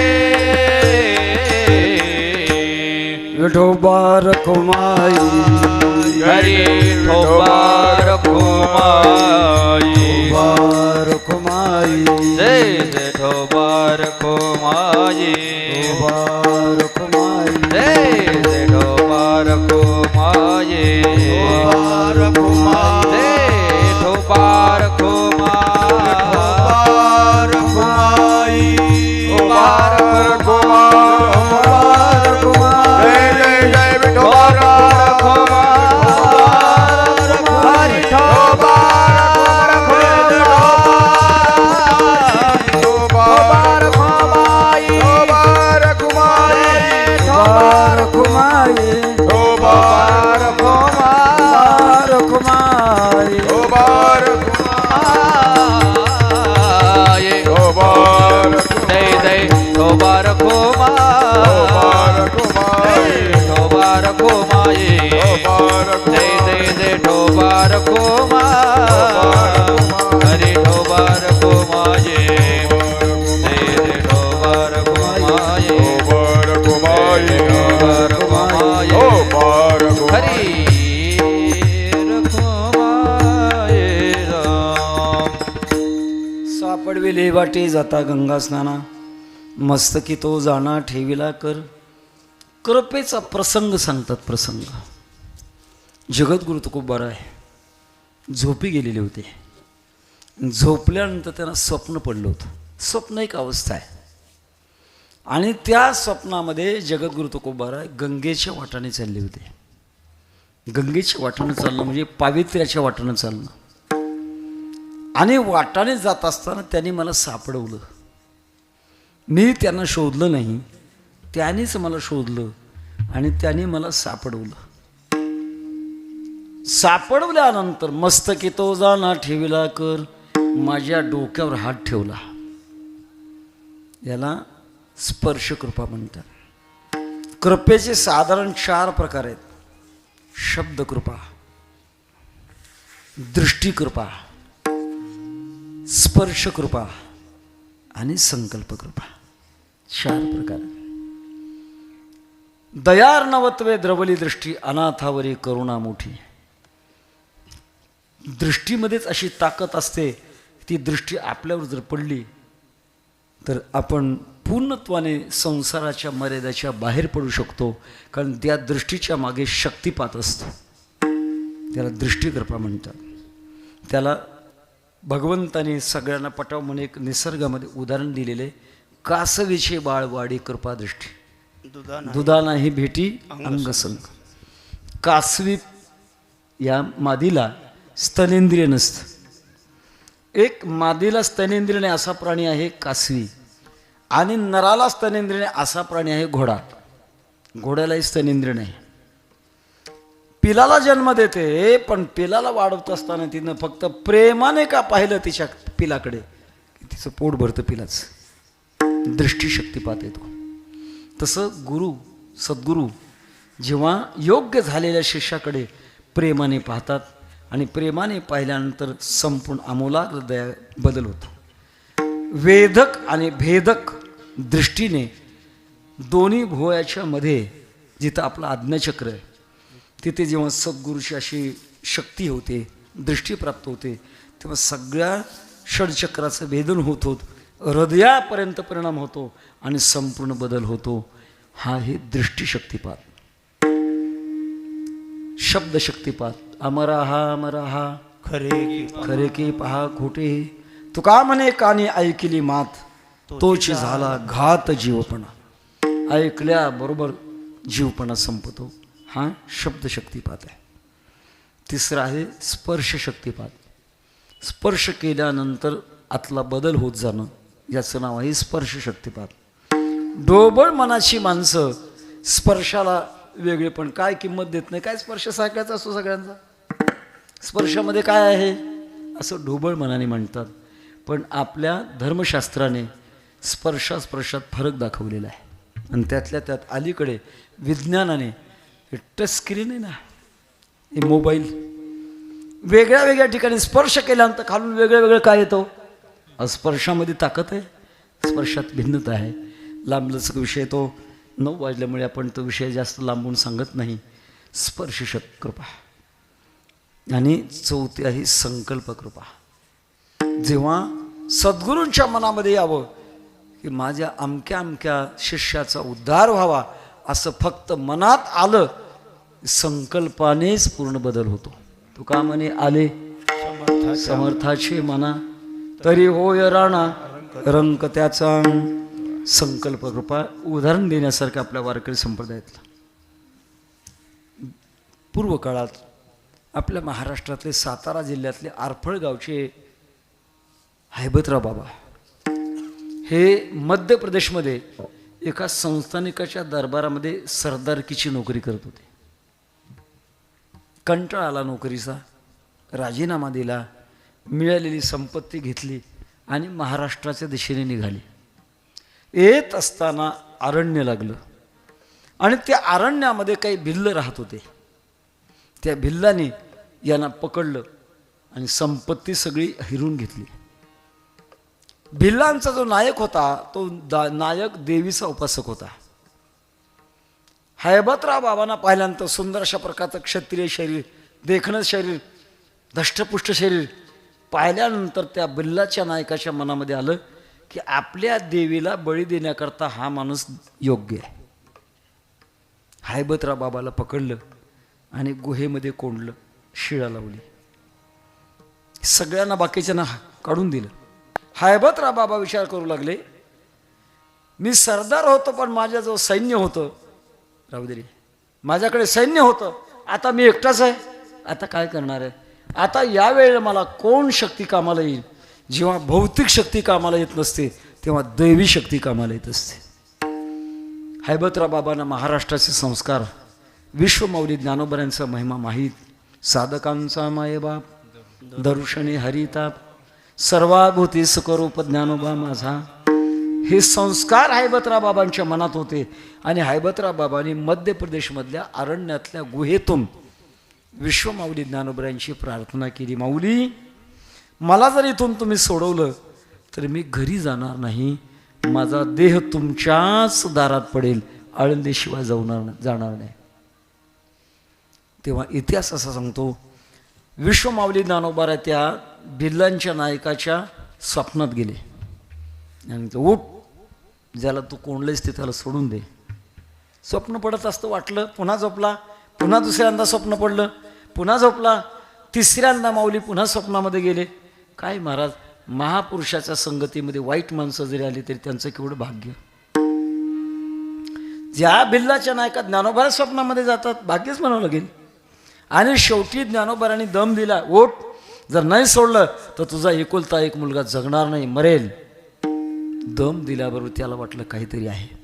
आपल्याला स्वप्नामध्ये जे दिसतंय, ज्यांना कोंडले दिसतंय ते बरोबर तेच आहे, आणि यात काहीतरी वेगळे. तो उठला आणि हैबतराव बाबांना मोकळं करून दिलं. हैबतराव बाबा आले. आळंदीला आल्यानंतर ज्ञानोबरांच्या समाधीपुढे हैबतराव बाबांनी विणा घ्यायचा, रामकृष्ण हरी भजन करायचं. हैबतराव बाबांनी रामकृष्ण हरी भजन म्हणायला लागले की ज्ञानोबरांची समाधी डोलायची. मी का सांगितला दृष्टांत, कुठे आळंदी आणि कुठे मध्य प्रदेश, फक्त संकल्प का केला की मग कृपा प्राप्त होत असते. याला चौथी कृपा म्हणतात. महाराज म्हणतात माझ्यावर स्पर्श कृपा झाली. मस्तकी तो जाणा ठेवला कर. मला सापडवलं, गंगेच्या रस्त्यावर सापडवलं आणि मला माझ्या डोक्यावर हात ठेवला. हात ठेवल्यानंतर मला एक गोष्ट मागितली. अभंगाच्या 3ऱ्या चरणात सांगतात, भोजन मागते तुप पावशर पडिला विसर स्वप्न माझी पडिला विसर स्वप्न माझी मागती पावशर पडिला विसर स्वप्न माझी पडिला विसर स्वप्न माझी. डोक्यावर हात ठेवला माझ्या आणि मला मागायला लागले, जेवण करण्याकरता पावशेर तूप मागायला लागले. हे रूपक आहे. पावशेर, शेराचे 4 भाग, त्याला म्हणतात पावशेर. हे जुनंच माप आहे. आताच्या भाषेमध्ये पाव किलो. पावशेर तूप दे असं म्हणून मला सांगितलं. हे लाक्षणिक अशा प्रकारचं आहे. आपल्या अंतःकरणाचे 4 भाग पाडले जातात: मन, बुद्धी, चित्त आणि अहंकार. याच्यामधलं पावशेर जे असेल, मन दे, चित्त दे, त्या अहंकार दे, कोणतं तरी अशा प्रकारचं पावशेर मला भोजन मागितलं. पण पडेला विसर स्वप्ना माझी. याच्यातून आपल्याला आणखी एक अशा प्रकारची लक्षणं करावी लागते. तुपाच्या बाबतीमध्ये जर पाहिलं तर तुपाला स्नेह म्हणतात, स्निग्धता असते. अंतःकरणाची स्निग्धता मला मागितली, अर्थात अंतःकरणातलं प्रेम मागितलं. असं आपल्याला या भावाने विचार करता येतो. मला अंतःकरणातलं प्रेम मागितलं, पण प्रेम मागितलं, परंतु माझ्याकडनं काय घडलं? पडेला विसर स्वप्ना माझी. मी स्वप्नामध्ये होतो आणि मला विसरच पडून गेला. स्वप्नामध्ये विसर पडल्यामुळे मला पश्चाताप झाला. असं का घडावं? माझ्याकडनं अंतरा असा का घडला? अभंगाच्या 4थ्या चरणात काय कळे उपजला अंतराय म्हणून या काय त्वरा झाली म्हणून या काय त्वरा झाली उपजलांतराय म्हणून या काय त्वरा झाली म्हणून या काय त्वरा झाली. काय समजत नाही, का अंतराय झाला काही कळालं नाही. ज्याने माझ्यावर एवढी कृपा केली आणि त्याने मागितलेलं मला देता आलं नाही, मला विसर पडावा, याचा खेद म्हणतात. काही तज्ज्ञ माणसं विचार करतील, जर यांना सेवा घडली नाही तर गुरुकृपा झाली कशी? कारण कृपा होण्याकरता भगवान सांगतात, तद्विधी प्रणिपातेन परिप्रश्नेन सेवया. तेत सेवा हा दारवंटा स्वाधीन करी सुबटा ओळगुले. दार आहे सेवा. आणि महाराज तर म्हणतात मला सेवा घडली नाही. याचं उत्तर काय? सेवा न करताना त्यांना कसं काय घडलं? याचं उत्तर आपल्याला दुसऱ्या एका अभंगामध्ये सापडतं. पूर्व पुण्य ठेवा ओढवला, पूर्व पुण्य ठेवा ओढवला, पूर्व पुण्य ठेवा ओढवला. तुका म्हणे मदन घडता सेवा हरे भजन घडता सेवा म्हणे मदन घडता सेवा हरे भजन घडता सेवा. पूर्व पुण्य ठेवा ओढवला पूर्व पुण्य ठेवा ओढवला, पूर्व पुण्य ठेवा ओढवला. पूर्व पुण्याने त्यांची भेट झाली, कृपा झाली, हे खरं आहे. पण त्याने मला जे मागितलं, माझा विसर पडला स्वप्नामध्ये. स्वप्नाच्या बाबतीमध्ये मोठं चिंतन आहे महाराज. अद्वैतामोद नावाचा ग्रंथ आहे आणि त्या ग्रंथामध्ये आपल्या काही अवस्थेचे चिंतन केलेले आहे. शरीराच्या दृष्टिकोनातून 5 अवस्था, त्यात प्रामुख्याने आपण 3 अवस्थेमध्ये राहतो: जागृती, स्वप्न, सुषुप्ती, मूर्छा आणि मृत्यू. या देहाच्या अवस्था आहेत. मूर्छा, मृत्यू या कधीतरी निमित्ताने होणाऱ्या आहेत. आयुष्य संपलं, मृत्यू अवस्था प्राप्त होते. आयुष्य सरळ आहे तरी औषधी काहीच नव्हे, हे तर एकच उपयोगाचा हे परमामृत. मूर्छा, डोक्याला मार लागावा आणि काही कळू नये, मेंदूर आघात व्हावा, मूर्छा. पण या 3 अवस्था मात्र आपण रोज पाहतो. आपण जागे आहोत, आपण झोपी जातो, आणि आपण स्वप्नामध्ये असतो, ही अवस्था आहे. अद्वैतामोद नावाच्या ग्रंथामध्ये 3 अवस्थेचे परत 3 प्रकार केले. जागृती जागृती, जागृती सुषुप्ती, जागृती स्वप्न, स्वप्न स्वप्न, स्वप्न जागृती, स्वप्न सुषुप्ती, सुषुप्ती सुषुप्ती, सुषुप्ती जागृती आणि सुषुप्ती स्वप्न. आता हे डब्यात खडे घालून वाजवल्यासारखं कळत असेल. काय सांगू आपल्या अवस्थेत, आपल्या भारत देशामध्ये किंवा माणसाच्या जीवनामध्ये काही जी स्वप्न पडत असतात, त्या स्वप्नामध्ये काही वेळेला काही स्वप्न सांकेतिक स्वप्न असतात. म्हणून आपल्या देशातल्या शास्त्रामध्ये स्वप्न शकुन शास्त्र आहे. काही स्वप्न असे असतात की आपल्या भवितव्याचा निर्देश करत असतात, त्याला स्वप्न शकुन शास्त्र म्हणतात. कदाचित आपल्या स्वप्नामध्ये आपण आंबा खाल्ल्याचा जर अनुभव आला तर समजायचं भविष्य आपलं चांगलं आहे, कारण आंबा हे शुभ फळ आहे, आपलं भविष्य चांगलं आता येणार आहे. कदाचित आपण स्वप्नामध्ये हत्तीवर बसल्याचा अनुभव आला, कमीत कमी सरपंच झाल्याशिवाय राहणार नाही. हत्तीवर बसल्याचा अनुभव आला की सत्ता हातात आले येते, याचा संकेत येतो. स्वप्नामध्ये आपण काळ्या दाताचा मनुष्य पाहिला, समजायचं आपलं संपलंय. स्वप्नाची फरक आहेत महाराज. त्या मंदोदरीला स्वप्न पडलं होतं ना, स्वप्ने वानर लंका जारी, स्वप्ने वानर लंका जाळी. लंका जाळी. मंदोदरी जेव्हा भगवती सीता मातेचं अपहरण करून आले रावण आणि अशोकवनामध्ये ठेवल्यानंतर रात्रीच्या वेळेला मंदोदरीला स्वप्न पडलं होतं, उठा, चांगलं नाही, यांनाही चांगलं नाही. मला बिगर मुंडक्याचा माणूस दिसला आणि लंकेमध्ये सगळे वानरच आलेले दिसलेत, ते सीता परत करा. रावणाने ऐकलं नाही. काय झालं, रामायण झालं आणि काय झालं. अनेक स्वप्न असे भविष्य सांगत असतात. तेव्हा स्वप्न पूर्ण खोटं असतं, ते स्वप्न आहे. स्वप्न सुषुप्ती, स्वप्नामध्ये असतो पण काही स्वप्न आपल्याला आठवतच नाहीत, स्वप्न सुषुप्ती. आणि काही स्वप्न असे ते स्वप्न जागृती आहे. जगद्गुरु तुकोबारांचं स्वप्न जे आहे हे स्वप्न जागृती आहे. जागृतीपेक्षाही ज्याची अवस्था श्रेष्ठ आहे असं जे स्वप्न असतं त्याचं नाव आहे स्वप्न जागृती. हरिश्चंद्र राजाने स्वप्नामध्ये राज्य दान दिलं होतं, ते स्वप्न जागृती होती. आणि ते स्वप्न जागृती प्रत्यक्षात राज्य दान देऊन टाकलं आणि वाहे डोंब्या घरी पाणी. हरिश्चंद्र तारा राणी वाहे डोंब्या घरी पाणी. स्वामी विवेकानंदांच्या पुस्तकामध्ये असा प्रकार आहे की स्वामी विवेकानंद पाश्चात्य देशामध्ये सांगू लागले की आमच्या देशातली संस्कृती अशी आहे, स्वप्नात दिलेलं राज्य सुद्धा प्रत्यक्षात देऊन टाकलं. एका ख्रिश्चन मशिनरी प्रचार करणाऱ्या महिलेने विचारलं, स्वामीजी हे असं असतं का कुठं? स्वामीजींनी सांगितलं, तुमच्या देशात याची कल्पना येणार नाही, माझ्या त्यागी देशामध्ये प्रत्यक्षात घडतंय. त्याला स्वप्न जागृती म्हणतात. तेव्हा जगद्गुरु तुकोबारांचं स्वप्न हे स्वप्न जागृती आहे. आणि स्वप्न जागृती असल्यामुळे भोजना मागती तुपपाव शेर, पडिला विसर स्वप्ना माझी, काय कळे उपजला अंतराय, म्हणून या काय त्वरा झाली.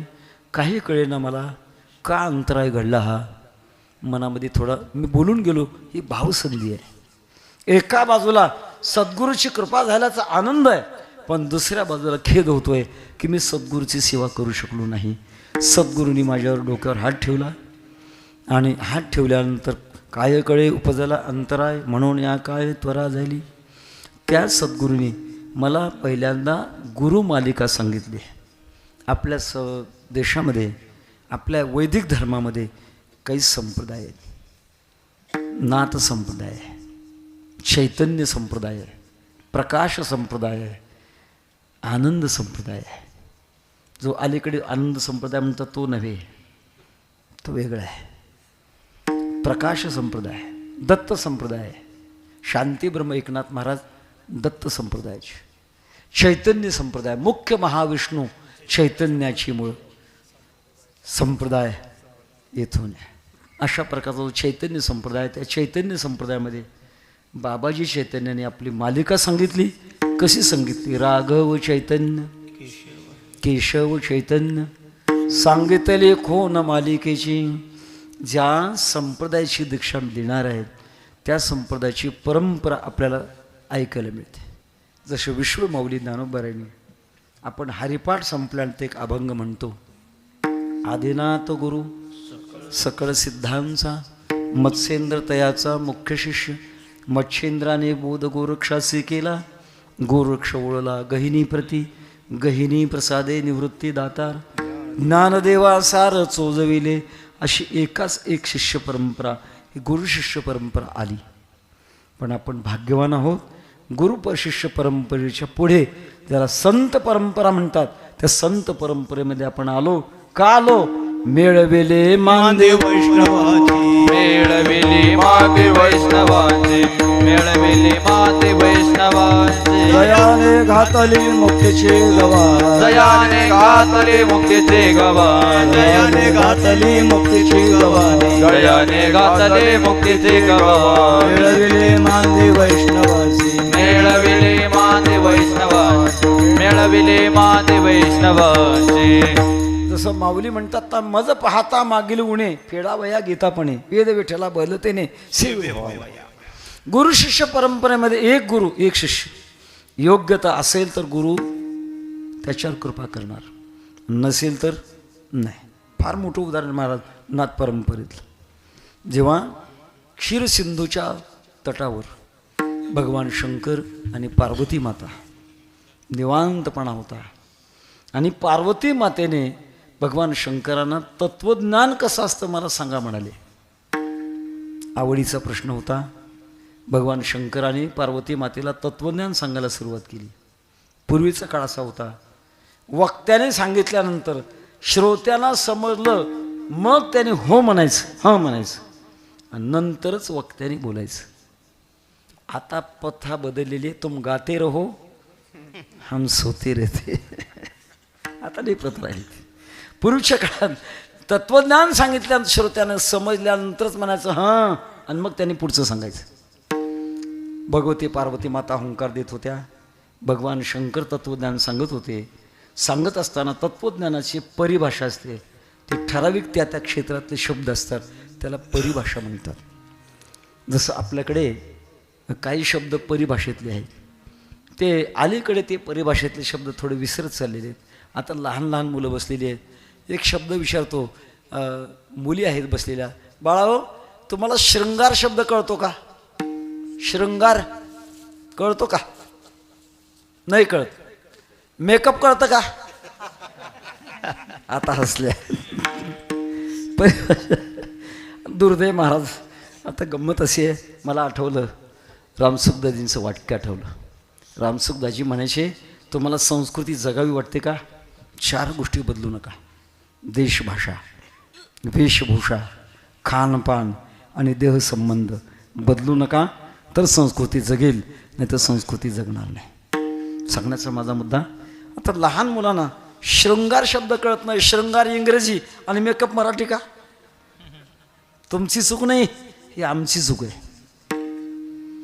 आम्ही आपला प्रतिष्ठितपणा मिळवण्याकरता मराठी बोलत असताना इंग्रजी शब्द मिसळून बोलू लागलो, त्याचा हा दुष्परिणाम आहे.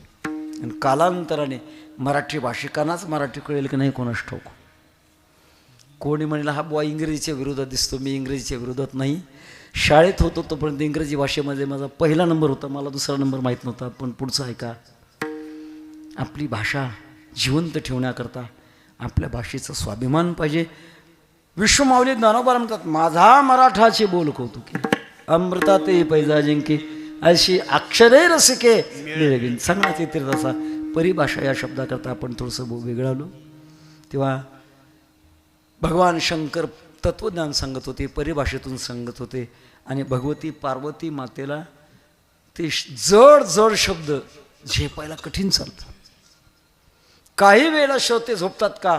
त्याचं कारण आहे, वक्ता जेव्हा कठीण बोलतो, डोस जेव्हा पचत नाही तेव्हा झोपा येतात. पार्वती माता हळूहळू झोपी चालल्या. भगवान विष्णू परमात्मा विचार करू लागले, एवढं सुंदर तत्वज्ञान भगवान शंकराच्या मुखातून बाहेर पडतंय आणि पार्वती माता चक्क जर झोपी गेली तर भगवान शंकर थांबतील, जगाला तत्वज्ञान मिळणारही थांबेल. याच्याकरता भगवान विष्णू परमात्म्याने एका माशाच्या पोटामध्ये प्रवेश केला आणि माशाच्या पोटातून भगवान विष्णू परमात्मा हुंकारा देऊ लागले.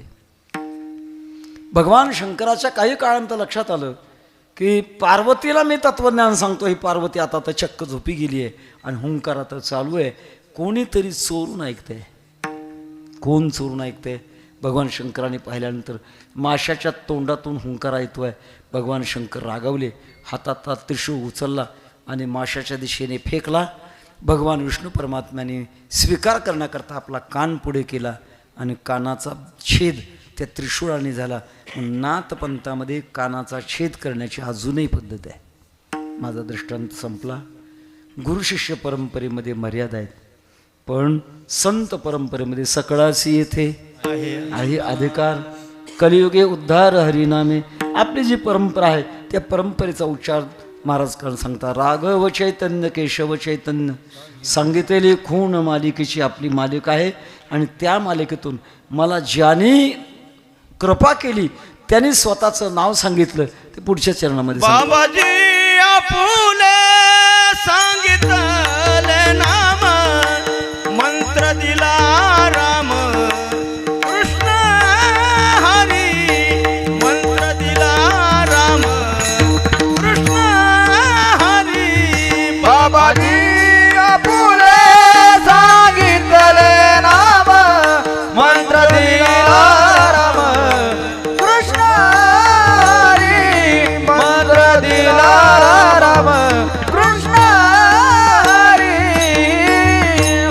स्वतःचं नाव सांगितलं मी बाबाजी म्हणजे अर्थात बाबाजी चैतन्य, ज्यांची समाधी जुन्नर तालुक्यात ओतूरला आहे.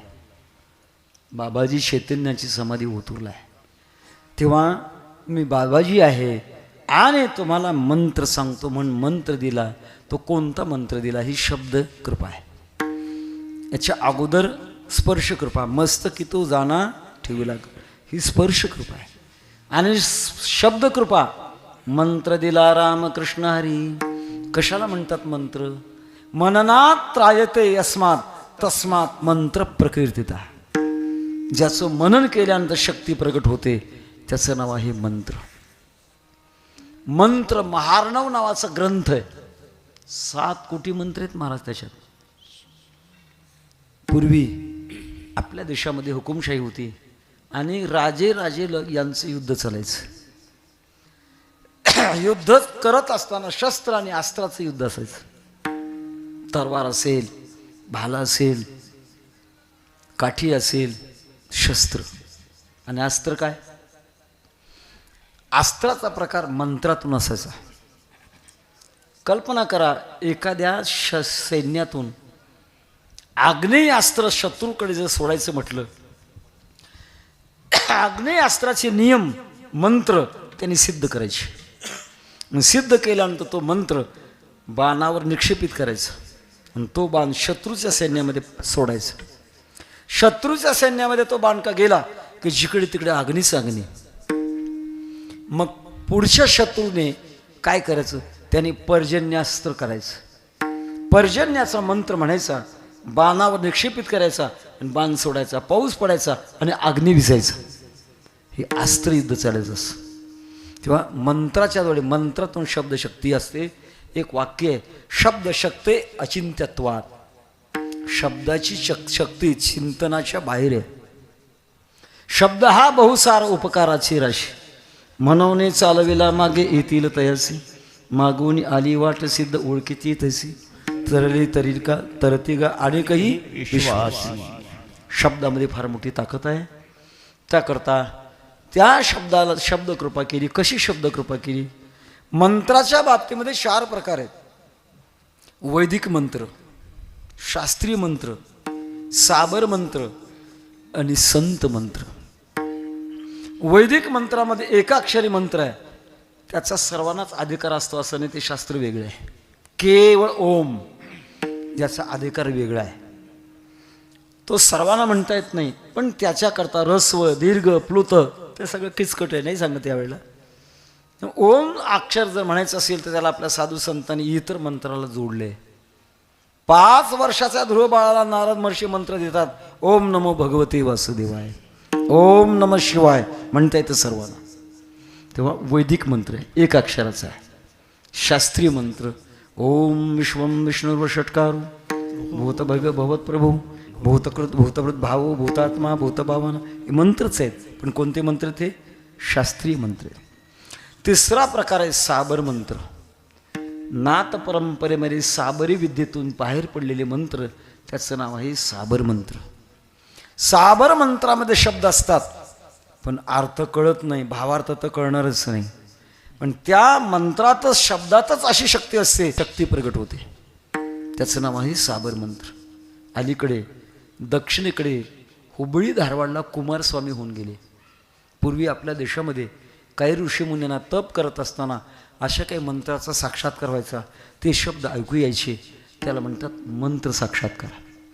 हे प्रभो प्रसिद्ध ओम, असा त्यांना मंत्र साक्षात्कार झाला होता.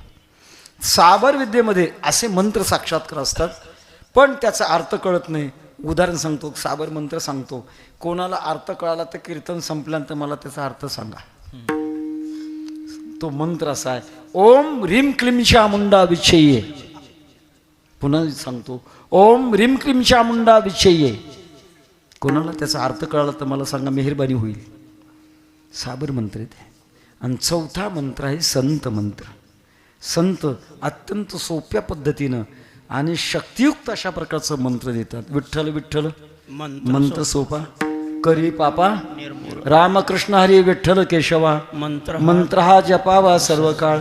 रामकृष्ण हरी मुकुंद मुरारी, मंत्र हा उच्चारी वेळोवेळा. महाराज म्हणतात मला मंत्र दिला तो षडक्षरी मंत्र दिला. त्या मंत्र देत असताना ज्याला मंत्र द्यायचा आहे त्याच्या हृदयाची स्थिती ओळखावी लागते. किती मात्रेचा मंत्र द्यायचा. हृदय जर छोटं असेल, हृदय जर नाजूक असेल त्याला कमी मात्रेचा मंत्र. ज्यांचं हृदय जर विशाल असेल त्यांना अधिक अशा प्रकारचा मात्रेचा मंत्र. आणि मात्रा होते किंवा स्वर जेव्हा उच्चार होतो तेव्हा स्वराच्या उच्चारानंतर मात्रा पूर्ण होत असते. आता आपल्या अभंगातला जो मंत्र आहे रामकृष्ण हरी, किती मात्रा येतात त्याच्यात?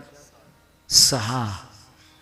जेव्हा व्यंजन अधिक स्वर बरोबर वर्ण आणि मगच त्याला मात्रा म्हणता येतं.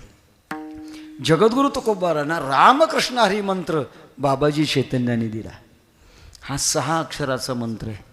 आपण भजनाच्या सुरुवातीलाच हा मंत्र म्हणतो आपल्या वारकरी संप्रदायामध्ये.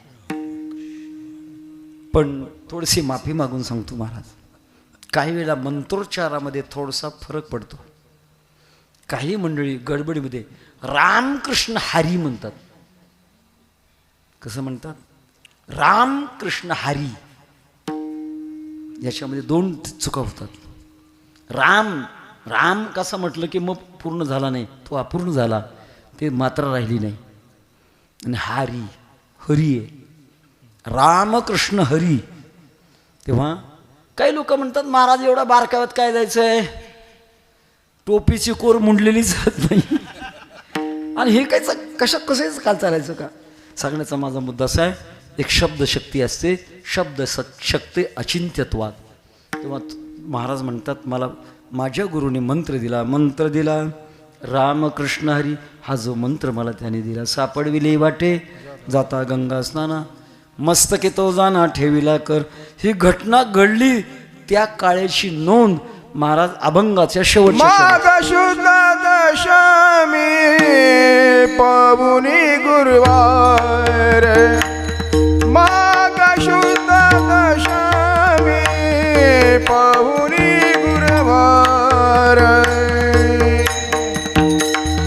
दशमी पाहुनी गुरुवार, माघ शुद्ध दशमी पाहुनी गुरुवार. केला अंगीकार तुकामय, केला अंगीकार तुकामय, सापडविले वाट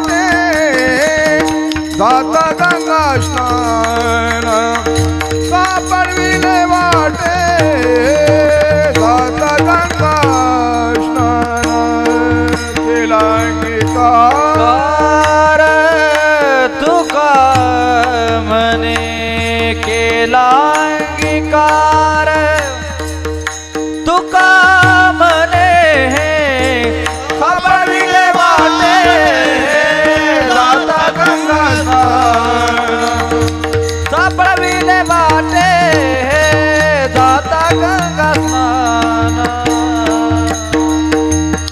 माघ शुद्ध दशमी पाहुणी गुरुवार तिथी दशमी महिना माघ आणि दिवस गुरुवार असा पवित्र दिवस पाहिला आणि त्या पवित्र दिवशी बाबाजी चैतन्याने माझा अंगीकार केला स्पर्श केला आणि मंत्र दिला. एकच छोटा प्रसंग सांगतो आणि चिंतन सेवा उरकतो. परमार्थाच्या क्षेत्रामध्ये मंत्र मिळणं सुद्धा आवश्यक आहे महाराज. जगद्गुरु तुकोबारांना काही साधनेत योग्य झाल्यानंतर मंत्र मिळाला. तत्पूर्वी तुकोबाराय ह्या मंत्राचा उच्चार करतही होते. त्यांच्याच प्रमाणामध्ये आपल्याला पाहता येते. आवडीचा मंत्र सांगितला सोपा जेने नवे गुंफा कुठे काय. अगोदर गुरुची कृपा होण्याच्या अगोदर मला तो मंत्र दिला. उदाहरण कबीर महाराजांचं असंच आहे. कबीर महाराज काशीला जन्माला आलेले होते यवन धर्मामध्ये आणि नाममंत्र दीक्षा घेण्याकरता रामानंद स्वामीकडे गेले. रामानंद स्वामींना विनंती केली की मला मंत्र दीक्षा द्या. रामानंद स्वामींनी सांगितलं धर्माचं बंधन आहे. तुम्ही यवन धर्मातले आहात. तुम्हाला आम्ही नामदीक्षा देऊ शकत नाही. कबीर महाराजांनी सांगितलं मी दीक्षा घेईन तर तुमच्याकडूनच घेईन. रामानंद स्वामींनी सांगितलं मी नाही देणार.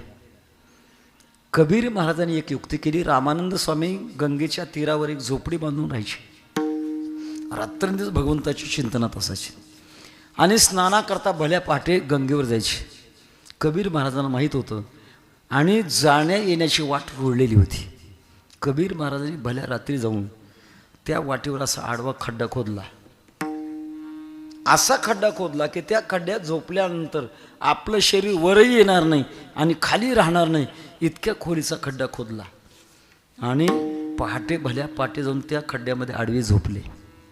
रामानंद स्वामी मंद अंधकार व्यवस्थित दिसत नव्हतं आणि चापत चापत गंगेच्या स्नानाला चालले. तोच कबीर महाराजांच्या अंगावर पाय पडला. रामानंद स्वामींच्या लक्षात आलं की कुठल्या तरी प्राण्याच्या अंगावर आपल्या पाय पडला आहे आणि पाय पडला म्हणजे अरे राम राम राम राम मोठ्याने म्हटले. कबीर महाराज उठले, नमस्कार केला. महाराज मला स्पर्शही झाला आणि नामदीक्षाही मिळाली. सांगण्याचा मुद्दा जगद्गुरु तुकोबारांना या अभंगामध्ये दोन्ही प्रकारची दीक्षा मिळाली. हा माघ शुद्ध दशमीचा आजचा दिवस आहे. फक्त 2 वारात बदल. आज माघ शुद्ध सोमवार आहे आणि महाराजांना दीक्षा जी मिळाली ती माघ शुद्ध दशमी पाहुणी गुरुवार अशा प्रकारचं केला अंगीकार. तुका म्हणे मला सद्गुरूने अंगीकार केला. कृपा केल्यानंतर आता सांसारिक अवस्था कुठलीही राहिली नाही. सगळ्या बंधनाच्या पलीकडे मी गेलो. विद्यते हृदय ग्रंथी छिद्यन्ते सर्व संशया क्षीयन्ते चास्य कर्माणि तस्मिन् दृष्टे परावरी.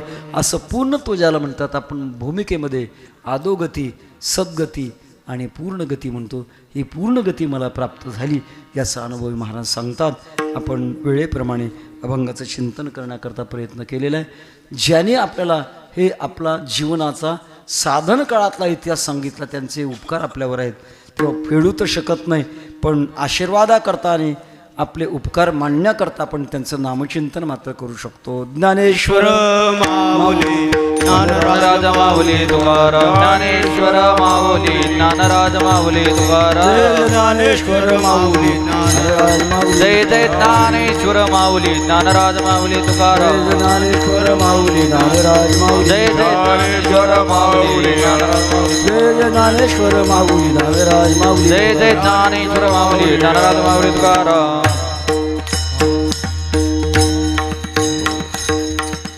अकोल्याचे हरिभक्तीपरायण शेणकर महाराज शेणकर साहेब म्हणा त्यांनी फोनवून हे निमंत्रण दिलं आणि निमंत्रण देऊन आपल्यापर्यंत येऊन चिंतन सेवा करण्याचा हा प्रयत्न केला. आपण एका वेगळ्या काळामध्ये सध्या आहोत.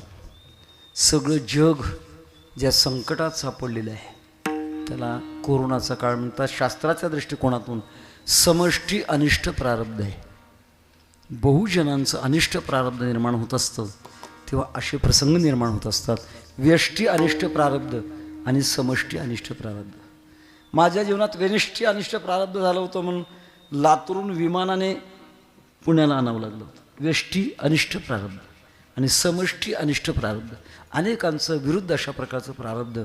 आणि म्हणून आपल्या भारत देशामध्ये ज्या कोरोनाचा फैलाव झाला होता आणि अजूनही पुन्हा त्याने उसळी घेतली आहे.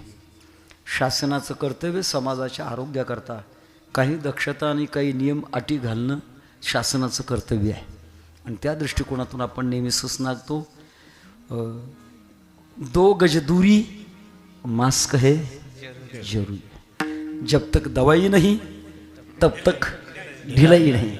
मास्क नाही प्रवेश शासनाने घोषणा केलेल्या आहेत आणि त्या पाळणंसुद्धा आपल्या दृष्टिकोनातून आवश्यक वाटते. तेव्हा आपल्या संप्रदायामध्ये कथा असेल, प्रवचन असेल, कीर्तन असेल, कथाकाराचं किंवा कीर्तनकाराचं दर्शन घेण्याचं, अर्थात व्यासगादीचं दर्शन घेण्याची पद्धत आहे. पण माझी एक आपणाला विनंती आहे, आपण थोडा बदल करायचा आहे. तुमचा आम्हाला त्रास होणार नाही, पण आम्ही प्रवासी आहोत, आमचा तुम्हाला त्रास होऊ नये एवढ्याकरता आपण दर्शनाच्या भानगडीत न पडता मीच बसलेल्या जागी सर्वांना हात जोडून सर्वांना नमस्कार करतो. कोणीही दर्शनाची आणि प्रयत्न करू नये. तुझे देणी तुझ्या समर्पणी पायी झालो उतराई पांडुरंगा. चाल शेवटची म्हणायची आहे का? नको आहे. विठ्ठल जय जय विठ्ठल, हरी विठ्ठल जय जय विठ्ठल, जय जय विठ्ठल, जय जय विठ्ठल. बोलिलेले पुरे वेडे वाकुडी उत्तरी करा, करा क्षमा पराज महाराज तुम्ही, नाही विचारिला अधिकार म्या बोला. करा क्षमा पराज महाराज तुम्ही, का म्हणे ज्ञानेश्वरा राखा पाया पैकी करा. करा क्षमा पराज महाराज तुम्ही सिद्ध. ज्ञान दे